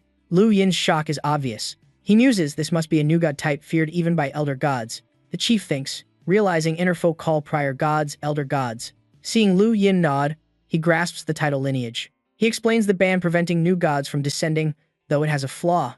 That flaw is the ice plains. When asked if new gods exploit it, he says possibly. He recounts elder gods once united against new gods but failed miserably, so they raised the ice great wall to isolate both sides. Lu Yin adjusts his coat, asking what use the wall is if elder gods already lost. The chief says the dead end now shows one new hope. He says the love god traveled to rally races, forming the strongest alliance. The alliance, Dragon Clan Supreme, Elven Grand Archmage, and Human Sword Saint went to the breach. A world-shaking battle erupted, the dragon died, the holy sword broke, and the new god's true body was forced back. The Grand Archmage then used his own body to seal the place. But the new god's power still leaks, the seal cannot block it fully. He lowers his voice, saying the new god uses slain gods' corpses to spawn divine envoys. The chief sternly repeats that envoys kill, then awaken as imposters who use faith to feed the new god and break the seal. To min objects since it differs from old texts, Lu Yin also notes the flaw if the new god is sealed. Why do elder gods still fear? To min corrects himself, saying he only knows ancestor tales. The chief sighs that inner folk feared imposters and cut off their return. When asked why their ancestors went out, he snaps, they were soldiers following the sword saint against the new god, not tourists. Bitterly, he says inner folk can't stop imposters, while they're exiled forever on the ice fields to fight for generations. Shen Luo asks how to kill imposters. The chief says killing them only reverts them to divine envoy form. She frowns at the danger. Xiao Li tugs her sleeve, saying there's no other choice. The girl explains imposters inherit victims' memories and don't know they're fake. Lu Yin is stunned how beings unaware of being false can still gather believers. Tu Min cautiously suggests if the new god didn't create envoys at first, maybe it wasn't harmful.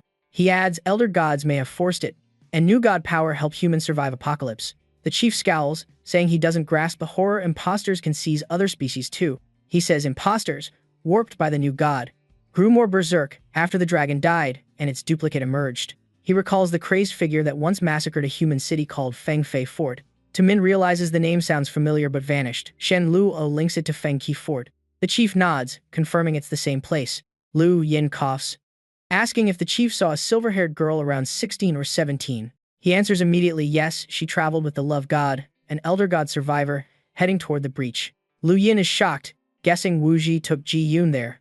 At least he now knows her direction. He adds, they fought the fire iron god. The chief is stunned, unable to believe he survived an elder god battle. Outwardly stern, inwardly he rejoices, thinking he's met a godslayer and hopes to return his people to the wall. He studies the group, narrowing suspects to the two conscious ones, seeking the true godslayer. His gaze lands on Tu Min, remembering he said elder gods deserve to be slain by the new god. The chief beams, believing only someone who killed a god would speak so brazenly. Lu Yin suddenly remembers Valkyrie and asks where she is. His face darkens, he demands the truth about Wu Ning's whereabouts. Tu Min reminds Yuan of her severe injuries while he was unconscious. Yuan erupts, demanding her location. Frightening Tu Min, he points to a door, saying she's healing in the undercroft. Lu Yin dashes out, sensing danger for her. He races up the falls to find the missing girl. Seeing blood in the water, his fear spikes. Running, he cries Wu Ning's name in despair. He finds her clothes and sword on a cliff ledge. From there he looks toward the riverbank. He sees Wu Ning naked, drenched in sweat, and freezes. His face burns as the old scene repeats. She covers herself and scolds him, recalling how she once risked her life to save him. Her sword swings down near his groin. She closes in, chastising him for peeping. He stumbles back in panic. A thunderous noise makes Tun Bin peek through the door. Opening it, he's shocked at the two bumps on Yuan's head. Yuan brushes Tu Min aside, scolding the group for hiding Wu Ning's whereabouts. Shen Luo warily replies, reminding him he ignored their warning. Tu Min explains the goddess only washed blood from her wound, leaving Yuan speechless. He coughs, telling everyone to rest before searching for clues. The ground quakes violently. Tun Bin fears an earthquake. Lu Yin lifts the curtain to see chaos as divine envoys storm the camp. The tribe arms up while the chief assures them a great expert protects them. Lu Yin asks the chief what judgment soldiers are. The chief points at the enemy, explaining they're 4 new god subordinates led by Bai. Bai on horseback commands a full assault. The chief calls on Tu Min for aid, making him panic at his own weakness. Misreading it, the chief praises the godslayer for acting humble. The tribe forms 2 rows to invite the elder out, pushing Tu Min before Bai. Seeing Bai charge, he cries in terror, convinced he's doomed. Bai's horse kicks him flying like a sandbag. Villagers doubt, and the chief is stunned as the script collapses. Lu Yin notes his heavenly eye power is still countered, preparing another skill. The chief misreads again, assuming Lu Yin is the real false god slayer. But when Lu Yin rushes, he is also flung back, his spiritual sense useless. The chief freezes, suspecting neither is who they seek. Bai overwhelms them while mocking their weakness. Everyone is swept aside, leaving the chief doubting the existence of a false godslayer. Lu Ying clutches his arm, baffled his love-severing power failed and the system is silent. Cornered, he orders everyone to flee toward the Icial Great Wall. Seeing the enemy advance, the chief resolves to stall them for his people. He asks once more who's the false god slayer. Lu Yin admits it but says his power isn't working. The chief urges retreat into the wall despite Lu Yin's confession of helplessness. He shouts at Lu Yin to pretend to be strong to scare the enemy and make a path. He embraces Xiao Li, giving final instructions and sending her off in tears. He orders A Lang and A Hu to lead the people out. All grasp weapons and charge into the lake as commanded. The chief leads his warriors straight at the envoys. Passing Lu Yin, he entrusts his tribe's fate to him. Lu Yin immediately commands the remaining group to retreat fast. The chief brandishes his sword and charges. Bai and the envoys surge forward too. His sword breaks, but he still blocks one blow. Bai is shocked Immortal withstands his strike. He recognizes the sword line as holy sword lineage that once wounded gods. He mocks that such leftover strength can't change anything. The chief declares delaying them so his people escape is enough. Bai laughs, he let them go on purpose, making the chief's sacrifice pointless. The chief is horrified to find Bai's true target is the Godslayer. On the wall, soldiers see a dust cloud, suspecting wild folk approaching. One runs to report urgently to the Thunder Emperor. Velena appears quickly atop the wall. Lu Yin calls up, begging her to open the gate for his group. She scolds him for returning with wild folk attacking. He pleads this is no joke, and the gate must open now. She allows him and his team in but forbids wild folk per law. She orders the soldiers to open the gate, all obey. Lu Yin reassures the tribe, promising to persuade the Thunder Emperor to let them in. Xiao Li and the others look at him suspiciously. He panics, fearing they no longer trust him. Xiao Li steps up, declares faith in him, and vows to lead the tribe in her father's stead. He relaxes, enters, and thanks the girl before leaving. On the wall, soldiers report Wu Yin entered Velena and to proceed as planned. Upon entry, Lu Yen urgently reports the divine envoy army approaching. Before he finishes, Valena orders his arrest. With blades at his neck, he asks why. She scoffs that a slaughter god fake wouldn't be subdued so easily. She suspects he no longer has any power. Outside, the envoys have caught up. The wild folk panic at the gate, realizing they were abandoned. They resentfully believe Lu Yen only saved himself. Only Xiao Li still looks up at him with trust. In her sight, the envoy army floods in. Her people are massacred, screaming curses in despair. Lu Yen begs the Thunder Emperor to open the gate, admitting his own helplessness. Velena coldly says their fate is irrelevant and mocks him as an imposter. She produces a surveillance crystal, explaining they watched him via twinstones. She says the crystal's light vanished the night the Great Fire rose. Velena concludes he was replaced then and is now a envoy-made imposter. Lu Yin panics, denying he was ever replaced. He pleads for teammates to prove his true identity. To Ming and Shen Lu recount he fainted and only Wu Ning returned to save him. They add that flames burst out and Wu Ning carried him out badly injured. Lu Yen is shaken, realizing only Wu Ning can testify. To Ming hesitantly recalls not seeing Wu Ning anywhere. Soldiers report a woman exploited an opening to let wild folk in. Shen Lu fears for Wu Ning and the consequences with the Thunder Emperor. Velena, furious, orders Lu Yen jailed and leads troops to the wall. In prison, guards gossip that the gate opener was the rule-breaking female martial goddess Wu. Wu Ning silently appears behind them, listening to the war and wild folk situation. She knocks the guards out. Lu Yen joyfully asks about Tu Ming and Shen Lu. She breaks the lock, saying they're only confined, not harmed. Lu Yen eagerly wants her to prove he isn't an imposter, but her sadness makes him uneasy. He tries to reassure her about the wild folk. Wu Ning solemnly admits she cannot prove he's real. Lu Yen is stunned as she says she wasn't the one who saved him. She recounts that when he fainted, envoys surrounded him but were burned by heavenly fire. When the fire faded, the survivors merely encircled him, letting her extract him. She asserts the envoys seemed to spare him intentionally. Lu Yen despairingly denies being a fake. He thinks if he's fake, his real body should lie where the envoys stayed. But Wu Ning lowers her head, making him fear she doubts him too. She suddenly takes his hand, vowing to stand with him even if all doubt him. She only fears lacking strength to avoid the Thunder Emperor and lure her out. She notes the Thunder Emperor must defend the city and won't leave unless forced. Lu Yen devises a plan to kidnap the new city lord to draw her away. Cut to Bai City's new lord laughing at his brother's assassination.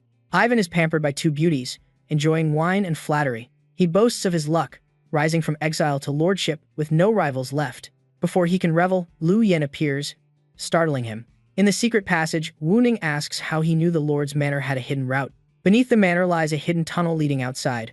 Lu Yen says he suspected it from blood-soaked soil and Wu Ji's betrayal. He concludes the secret route let enemies enter to kill, and his guess was right. She observes the underground river, wondering who built a passage using this terrain. She's shocked he just used an ability after claiming powerlessness. She rejoices, thinking recovery means he can prove his true identity. He hesitantly asks if she believes in the light, baffling her. Inside, he senses all 3 spirit cores are strangely sealed. He considers how everything from Sword Soul to Demon Bronze has fallen silent, yet he just used a different type of ability. Strangely, his lightning type ability has shifted into light type. He calls the system to ask why. With no reply, he fumes that it vanished at a critical time. Wu Ning points to the undercurrent, spotting boats carrying strange items. They're stunned to see each boat bears a shrouded corpse. He recognizes the Sun Church sigil on the cloths. He recalls his mother saying such boats once ferried souls across. Ivan collapses, admitting the bound victims were all their security team. Wu Ning is shocked and questions him. Ivan stammers he knows little. Lu Yin suspiciously guesses the current Jihan residents may not be real humans. He concludes the city has likely fallen and its people replaced. His 2 teammates stare in horrified disbelief. At the Great Wall, guards report the female martial goddess rescued the imposter king. He adds that Yvonne has also been captured. Velena angrily scolds them for repeated failures. She threatens the guard to reveal the group's location. He trembles and says outside the ice wall. Velena is shocked they slip past her surveillance. Scouts report they're escorting Yvonne north toward the blast site. She ponders why they head for that explosion's location. The Thunder Emperor deduces they want to use wine to lure her away and delay pursuit. She sighs, realizing the imposter still retains memories and affection for comrades. Velena orders Tu Ming and Shen Lu taken hostage and pursues immediately. Outside the ice wall, 3 trails stretch across the cold snow. Yvonne complains about being dragged into danger and turned into a light bulb.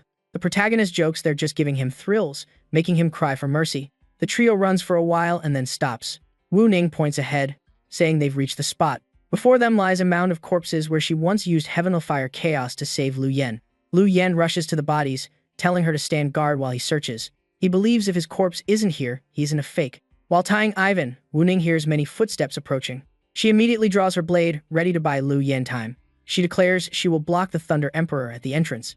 The Thunder Emperor arrives, saying body traces led her here. Ivan screams for help, and Wu Ning warns him with her blade. She forces him to behave or die first. Shen Lu begs both sides not to fight yet, but Velena scorns the plea. She raises her fan, triggering her ability instantly. Velena fires a thunderlight arrow, cursing the servant who always betrays. Ivan wails as the lightning bolt heads straight for him. Wu Ning erects a metal shield, but lightning pierces it by elemental counter. She's struck to her knees, screaming in pain. The Thunder Emperor steps forward, recounting childhood feats to dominate her opponent. Wu Ning forces herself up, saying she bears countless lives. She charges to fight, refusing to be slaughtered. Her strike detonates, shaking the land. But Velena raises a barrier to nullify it, boasting she reached platinum at age 11. She angrily claims Vacta's burden far exceeds Wu Ning's words. Then Velena unleashes thunder, saying she sacrificed childhood to guard the Great Wall for humanity. Wu Ning panics at that technique. A moment later, her body is pierced by the lightning blast. The Thunder Emperor icily blames them for endangering the city lord twice. Shen Lu rushes in, crying Wu Ning's name. Gravely wounded, Wu Ning still clutches Velena's hem, vowing not to let her stop Lu Yen. Velena replies Wu Ning is the true obstacle to him. She looks at her sadly, saying they could have been confidants, but the real one has long died. Velena steps forth, urging Lu Yen to stop searching for the imposter. At her words, he collapses to his knees. Lu Yen screams in despair, asking why this tragedy happened. He breaks down as Wu Ning turns into a divine envoy corpse, lamenting he only sought truth. Shen Lu panics as her body mutates into an envoy form. Valen explains the crystal once misread due to cold, making the mistake. Lu Yen, the renewed light, shows the problem lay with the escorting goddess. Shen Lu, heartbroken, realizes the real Wu Ning died earlier. The Thunder Emperor says they must return to the Great Wall to protect civilians. She orders a team to clean the field and bring back the true goddess body. The rest must return to base. Soldiers comply, while Velena anxiously approaches Lu Yen, murmuring why. A soldier asks why she hasn't departed as ordered. Velena snaps she may stay to care for her sworn brother. She holds Lu Yen, urging him to let emotions flow, but he keeps repeating his grief. A soldier rushes in, reporting a new incident. They found the charred corpse of the protagonist and the celestial blood bug king. Velena is stunned in disbelief. She reels back, concludes both were fakes, and fires lightning, ordering Lu Yen's capture. An envoy reports the enemy has launched a full assault on the Great Wall. Velena sees it as a Lurithicher ploy and orders all heavy loads abandoned for rapid return. Soldiers respond in unison as a hidden demon eye watches above. The demonic eye dives toward the ground. Ming warns of an incoming object. Shen Lu recognizes Xiao Yuan's demon eye. The eye relays that they must bring her body to meet Lu Yen. Ming rejoices he is alive. Lu is shocked since his corpse is still there, but the eye urges haste and promises to explain later. Moments later, they reach the wild folk camp. In another space, Lu Yen is with the phoenix spirit beast, needing 3 days to resurrect. He rejoices his body is restored while the system scolds him for cheating to force an upgrade to fire-type ability. Ming's group arrives, the wild folk welcome them warmly. Lu is stunned, seeing the chieftain alive. He says it was all their benefactor's plan. The chieftain says their benefactor became a fire phoenix to save them from envoy attacks and guided the whole plan. Ming is shocked. Lu nervously asks the benefactor's identity. Lu Yan steps out, claiming it was him. The two rejoice, yet are confused since they saw his corpse. Lu Yan explains he awakened rebirth be lustrous fire, and that pile of ash was only his former body. Lu asks if the chieftain was pretending. He says he merely tricked them in passing. Xiao Li returns reporting all Great Wall guards have been captured. Ming is shocked that everyone was acting except the two fools, him and her. Lu bonks him, then asks Lu Yan why he captured all defenders. Lu Yan says he let the enemy think they lured the Thunder Emperor, but he had set the board from the start. Lu still doesn't grasp his grand scheme. Ming mocks that she's even dumber than he is. He calls himself stupid, so he can't explain, leaving her speechless. Lu Yan reveals a secret tunnel from the Lord's Manor and that the Icefolk residents were replaced long ago. He smiles, saying the imposters don't even know they're fake, while officials and envoys remain clueless. Lu Yan smirks, saying to let envoys and imposters slaughter each other to lighten their load. Lu realizes capturing the guards actually saved them, making the whole team kneel in gratitude. Ming thrills that the judges now unwittingly act as Lu Yan's lackeys, but he says his aim goes far deeper. He explains the foes have drained all reinforcements, making now the best time to infiltrate and rescue Ji Yun. Ming, holding Wu Ning's corpse, eagerly runs off to rob a house, but Lu Yan tells him to set her down first. He obeys, placing Wu Ning gently on the ground. Ming misunderstands, thinking Lu Yan wants one last use, blushing at his own thoughts. Lu Yan takes out the Eternal Fire Core and the Fire God's meteorite. He sets the core in her chest, hoping it replaces the mechanical heart and grants immortality. Wu Ning coughs awake, delighting Lu Yan, while Ming is relieved his earlier thought was wrong. Then he's shocked by Lu Yan's heaven-defying resurrection ability. Wu Ning opens her eyes weakly, calling everyone's names. Lu hugs her in overwhelming joy, her affection for Lu Yan soaring. Lu Yan welcomes her back, making Wu Ning's heart flutter at being saved again. The system reports, Vankyrus affection rising. Lu Yan smugly enjoys earning so much with one save. He coldly urges Vankiri and Ming to depart to rescue Ji Yun. Wu Ning calmly agrees. Lu runs over, asking why she's excluded, accidentally hurting Ming's feelings. Lu Yan says it's not about strength but not wanting her injured, boosting her affection sharply. Ming, feeling left out, asks, what about me? But Lu Yan is busy plotting to raise the chairman's affection for save points. Ming doubts himself while Lu floats happily, thinking she's special to him. The system says the chairman's affection skyrockets, but Vankyrus drops, making him suspect jealousy. He realizes Wu Ning may truly be jealous. Lu misreads his gaze as concern for her and tries to argue to join. The system says her affection hits 100 and a save point triggers, making Lu Yan secretly rejoice. Having achieved the goal, he immediately changes his mind and lets her join, startling her. Turning away, he thinks he needs someone to trigger the save point in danger, then shouts for the group to depart. The four stride forward, silhouettes fading into the sunset glow. The sun sinks toward the sea, coloring the sky in gentle gold. At Ji Yun's prison, a mysterious figure prepares to witness the world's true nature. As she speaks, Lu Yan retorts with biting sarcasm, startling her as she realizes she had underestimated him and walked into his trap. Lu Yan stays wary, asking how she learned his plans so fast and why she aids the opposing force. She says death being near makes knowledge meaningless to them. She appears before Ming, pitying his powerlessness yet being pushed into danger despite his kindness and respect for life. She targets Wu Ning, saying she's no world guardian, just a killing tool shrouded by vengeful souls. She then attacks Lu, accusing her of betraying the two who raised her and repaying them with cruel bondage. Chaos erupts as Ming charges. Lu screams back, and Wu Ning collapses, insisting she only wanted to protect everyone. Lu Yan observes she's using a heart-piercing charm ability of divine allure and entanglement. He rushes toward Ji Yun, fearing her spirit has suffered too long, calling her name in despair. The woman laughs, claiming Ji Yun's mind has rotted and can't awaken by mere calling. Yet Ji Yun's eyelids flutter open, freezing her as if splashed with ice water. Ji Yun weakly calls Lu Yan, while the woman panics at sensing love awakening. She forms a red seal.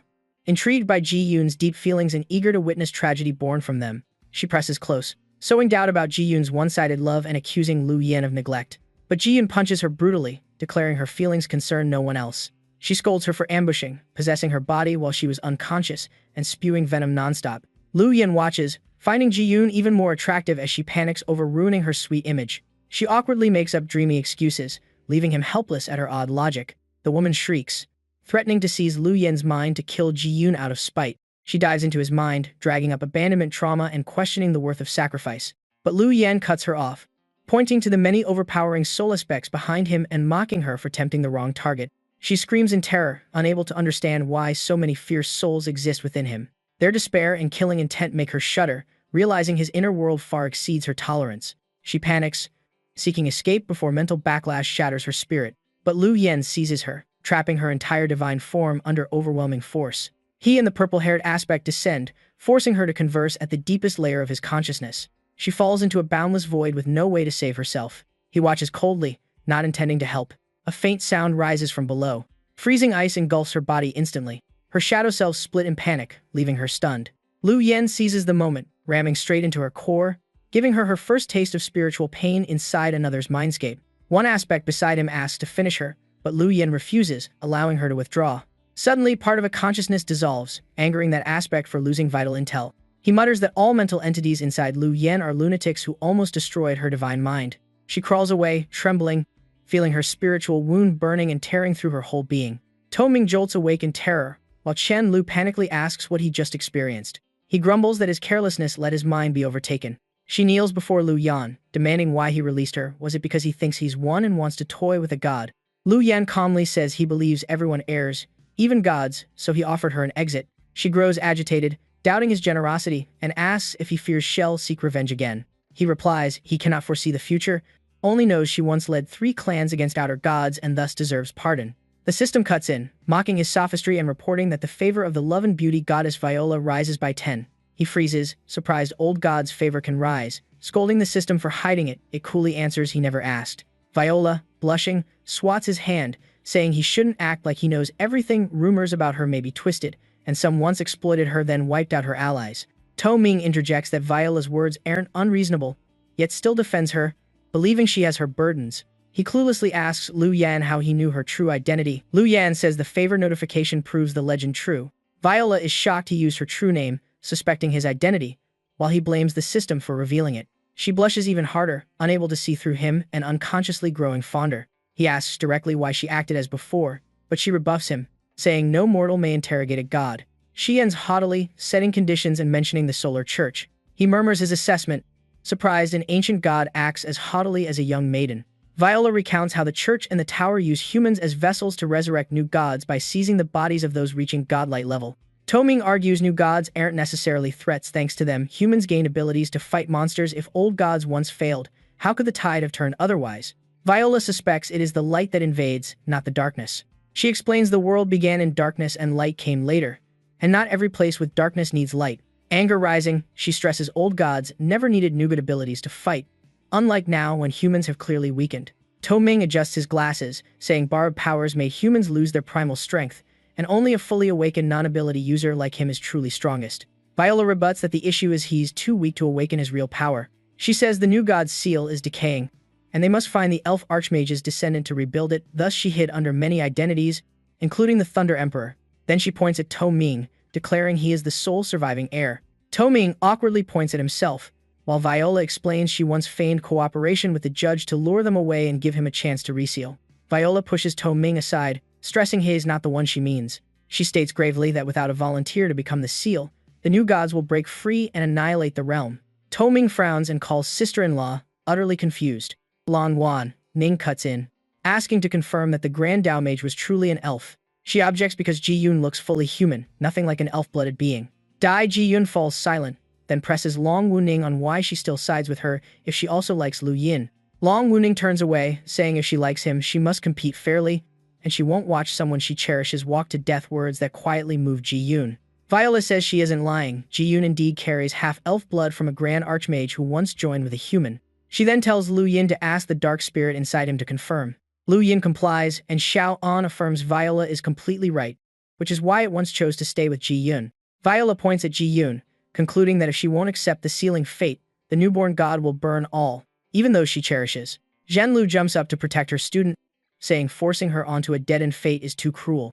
Viola insists she's only stating an unavoidable truth. Ji-yoon softly thanks her teacher but accepts her destined role, saying death isn't wasted if it can save the world. Zhen-lu bursts into tears, grieving that such a child bears this horror yet still smiles to spare others. Ji-yoon still nods, accepting fate, and asks what she must do. Just then, Lu Yin grabs her hand to stop her. She blushes, wondering if he means to forsake the world for her. Viola frowns, warning that feelings are understandable, but sacrificing humanity for one person is madness. Tu Ming leaps up, protesting that no one may use his sister-in-law as a sacrifice. Zhen Lu and Long Wuning side with him, saying, call them selfish. But a master must protect students, and the will of the host is all that matters. Viola is stunned, saying they've gone insane, choose this path and world destruction is inevitable. Lu Yin calmly says they misunderstand the team's mission was infiltration, and since they've risked much, they'll go all the way. He proposes proactively breaking the seal and seizing the newborn god's soul before it finds a fitting vessel. The group stands frozen, minds full of question marks. They all cry out at his heaven-defying logic. Gods fear this seal breaking, yet mortals dare break it first. They advance toward the massive seal, where the elf Grand Archmage's body floats in a halo. Viola explains that only elven mage descendants can repair or break the seal. She adds the ritual is extremely complex, but Ji-yoon ignores her and charges forward. One punch from her cracks the seal wide open instantly. Viola gapes, unable to believe pure brute force shattered it. The others are stunned too, admitting she truly is a famed violence girl. Tu Ming stammers, teasing that she just paid tribute to her ancestor. Ji-yoon blushes and denies it, insisting she only tapped it, and the seal was already weak, not because she's that strong. Lu Yin calmly concludes the broken seal is convenient and saves them lots of time. He praises Ji-yoon's work, leaving her blushing and dazed. The group is helpless, thinking he spoils her far too much. A pillar of purple force erupts at the center, revealing a void rift like a compressed black hole. A suction wave hits, dragging the group around as they panic and shout for help. A sharp command rings out, ordering them to let go of each other. Long Wuning clams her ice-forged sword to resist the pull, while Viola warns she's about to be sucked in too. At the last critical moment, Lu Yin pulls both of them back, reminding them their goal is to enter that rift. A golden flash appears ahead, drawing his attention. A sword blade bursts from the light, and the system reports he has found a broken sword shard. He grabs it and realizes it's the fractured part of the holy sword from the ancient battle. The system says the sword once belonged to Tang Tu, could suppress inner demons, and losing it caused Tang Tu's psychic backlash into a sword fiend. Lu Yin is shocked that this legendary weapon was something Tang Tu merely picked up by chance. Hez delighted the holy sword will keep Tang Tu from berserking, while the system teases he never truly cared and only used Tang Tu as a shield. The scene shifts to a breezy seashore. Lu Yin watches the waves and realizes this is the afterworld realm of the newborn god. Viola approaches, warning that if they don't kill the newborn god, they can't return. A deep roar rises from the seabed like a whale's call, startling him. The sound is so strong he covers his ears as mist gathers. Viola warns it's a mind-invading sound like her own power. Suddenly he sees Wu Ning walk into the sea, muttering she's being called, and he shouts in panic to stop her. She wanders dazed into the depths, whispering the deep-sea embrace will erase all traces. Lu Yin cries for her to wake, but she keeps walking, saying she must return to her ocean origin. Fei holds her, but she slips free, insisting the sea's call demands her answer. A crimson surge hits. Lu Yin recognizes Vauna has just descended. He loses focus a moment, and she slips out of Malady's restraint. Fiona instantly raises a key spell array, energy coiling thick around her. Wu Ning stumbles into Lu Yin and awakens, confused about what happened. He hugs her, relieved, telling her she was influenced by the whale power. A commanding order booms as a blazing red eye rises from the seabed. She asks about that familiar eye in the fog, and he says it's Bai Jing. She's shocked her hometown beast is here. Lu Yin explains their origins were always unclear. Sitting on the water, they discuss how the beasts likely overflowed from this world, not from old gods. Lu Yin ponders the newborn god's true aim in releasing beasts, then granting countering powers. He urges they leave the sea fast. The fog is closing in and find Ji-yoon's group. Teammates note the fog only skims the sea. Wu Ning points to a lighthouse atop an odd rock mass. She explains lighthouses guide ships away from danger and darkness. But this light shines inland, contradicting its usual function. Lu Yin concludes intel is lacking and decides to head for the firelit area, likely a fishing village and Ji-yoon's location. In the village, Ji-yoon is shocked by the villagers' strange, staggering gait. Tu Ming blushes, praising the sway as if it boosts charm. She snaps at him to stop ogling women and look the bearded men stagger the same. He turns and pales, gagging at the unsettling sight. Ji-yoon notices the villagers' clothing is odd. They explain long pants are this region's ancient ceremonial wear. An old woman with a cane steps out, saying the newcomers must be from afar. Ji-yoon responds politely but grows wary because the woman speaks haltingly as if choking on saliva. The old woman cheerfully invites them to a ceremony honoring Vania, the sea god. Ji-yoon asks and receives an explanation of this ocean deity. The three decide to stay in the village to investigate. Tu Ming reads notes warning never to go to sea in fog and to follow light when in danger. Ji Yoon asks what he's mumbling. He quickly folds the book and hands it to her, then explains it's a notebook he found on the beach earlier. She opens it and reads a warning to avoid nearshore fishing hamlets. Reaching the line saying those hamlets have no humans, she freezes in horror. Just then, the old woman brings several men to invite them to the V-Thap offering. By nightfall, the whole village seems empty. The trio hides and watches, suspecting the fishing hamlet is truly deserted. They wait in vain amid an eerily silent scene.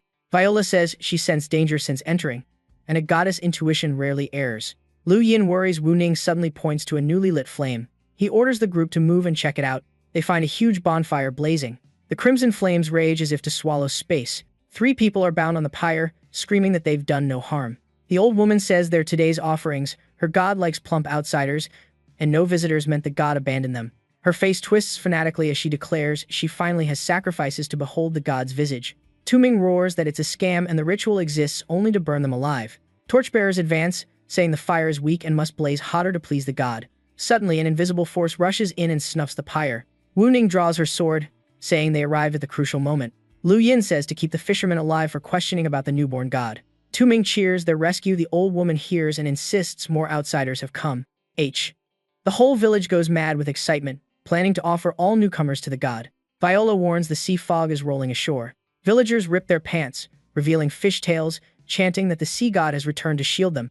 Tu Ming realizes they're legless fishfolk, and the clunking sound is fish-like breathing. From the fog, a colossal whale charges in roaring. Lu Yin wonders why it differs from the one he met. Iona says she's never seen this type. She guesses its hyper-evolved beasts level up like humans, worrying the group about its true tier.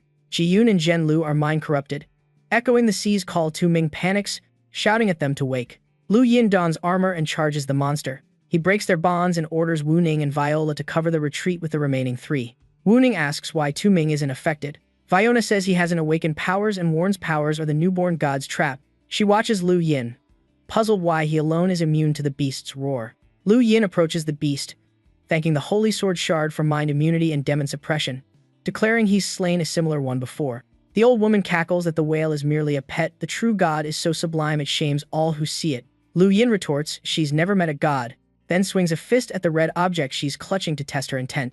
Exposed, she chokes up, lamenting he's seen through her. He instantly seizes the red book from her hands.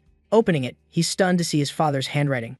A world-shaking roar erupts. He calculates that after killing the whale he may have to fight the god directly, so he uses only Tang Tu's power to avoid becoming a target when triggering other forms. His mind spins, though the Holy Sword Shard removes most risks of using Tang Tu. One key issue remains. Looking at his hand, he recalls awakening heroic spirit left him owing karmic debt. Each Tang Tu / costs 10,000, so he currently can't use it. The whale gathers a massive light sphere. The system warns him to dodge, asking why he's standing still. He says dodging isn't his style. The system replies he can resurrect. The attack isn't fatal, and his death will trigger a new quest. He grumbles that resurrection leaves him paralyzed for 3 days. If the god attacks, then they're doomed, so that quest is useless. While they argue, the whale fires a colossal spirit blast. Hess shocked the strike is far faster than predicted. As it's about to hit, he apologizes to Tang Tu for not blocking this enhanced blow himself. Suddenly, a thunderous shout rises. If I exist, I kill. If I perish, I slay. Lu Yin is bewildered as the whale slowly retreats. Standing in a hazy void, he doesn't understand the system, scolds him for pushing Tang Tu to take the hit, and warns if Tang Tu falls, hell be trapped between beasts ahead and gods behind. Lu Yin pales, saying if everyone seeks survival, he must charge into death, then says he's long had something to tell the system. He points at it and yells, if you're my bro, come cut me. Triggering agropole effects. The system glitches, hatred spikes, declaring it will punish its host, mobilizing all heroic spirits, revoking resurrection, and forcing him to choose useless apology or death for atonement. Outside, Tang Tu, dying, reports he's been defeated and hands back the front line as Lu Yin returns. Lu Yin floats the holy chalice and broken sword shard before him. The enraged heroic spirits, lacking karmic power, can only fight bare-handed. He praises Tang Tu and gives him the chalice and shard to surpass himself while he returns to guard the body. The heroic spirits darken with fury. Tang Tu still can't grasp how events flip so fast.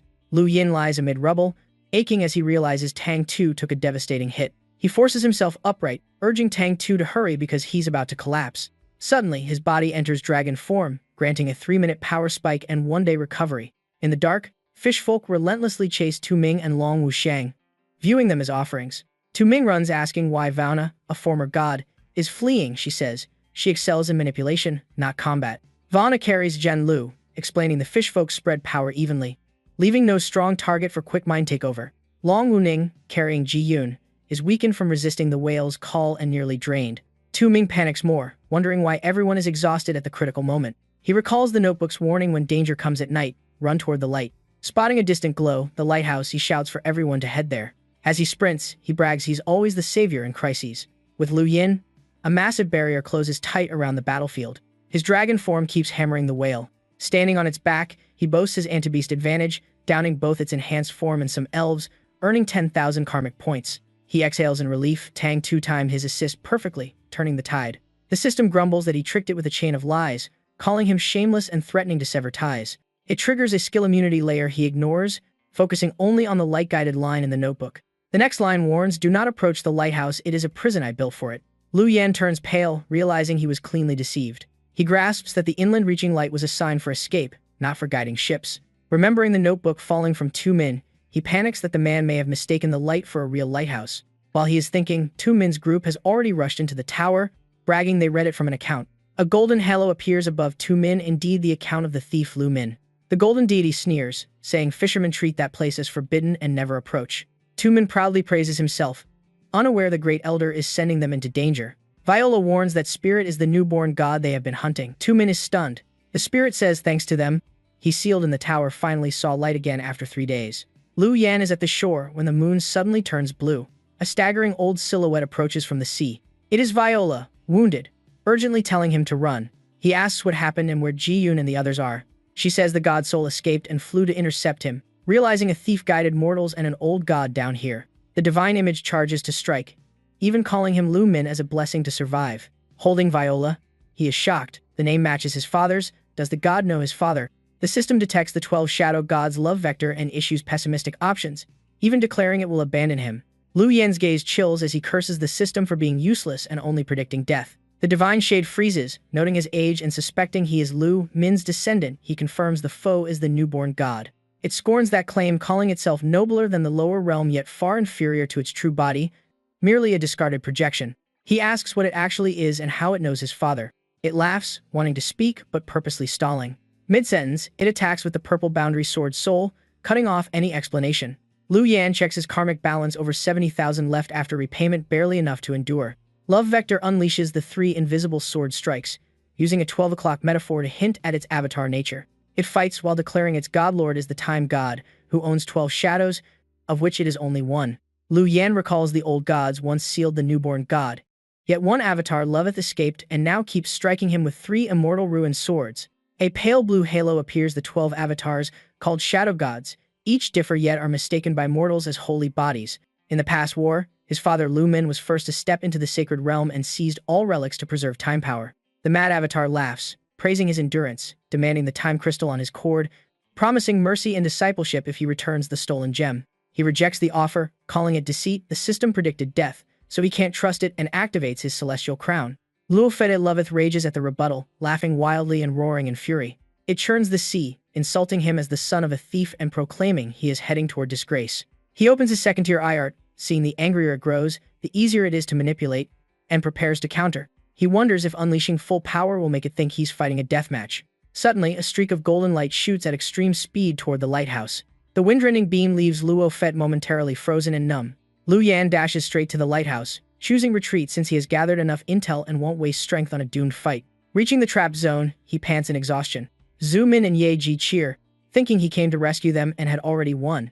He says, is out of techniques and urges everyone to flee immediately, unable to explain more. Without delay, he suddenly kisses Chen Lu fiercely, marking the start of a new plan.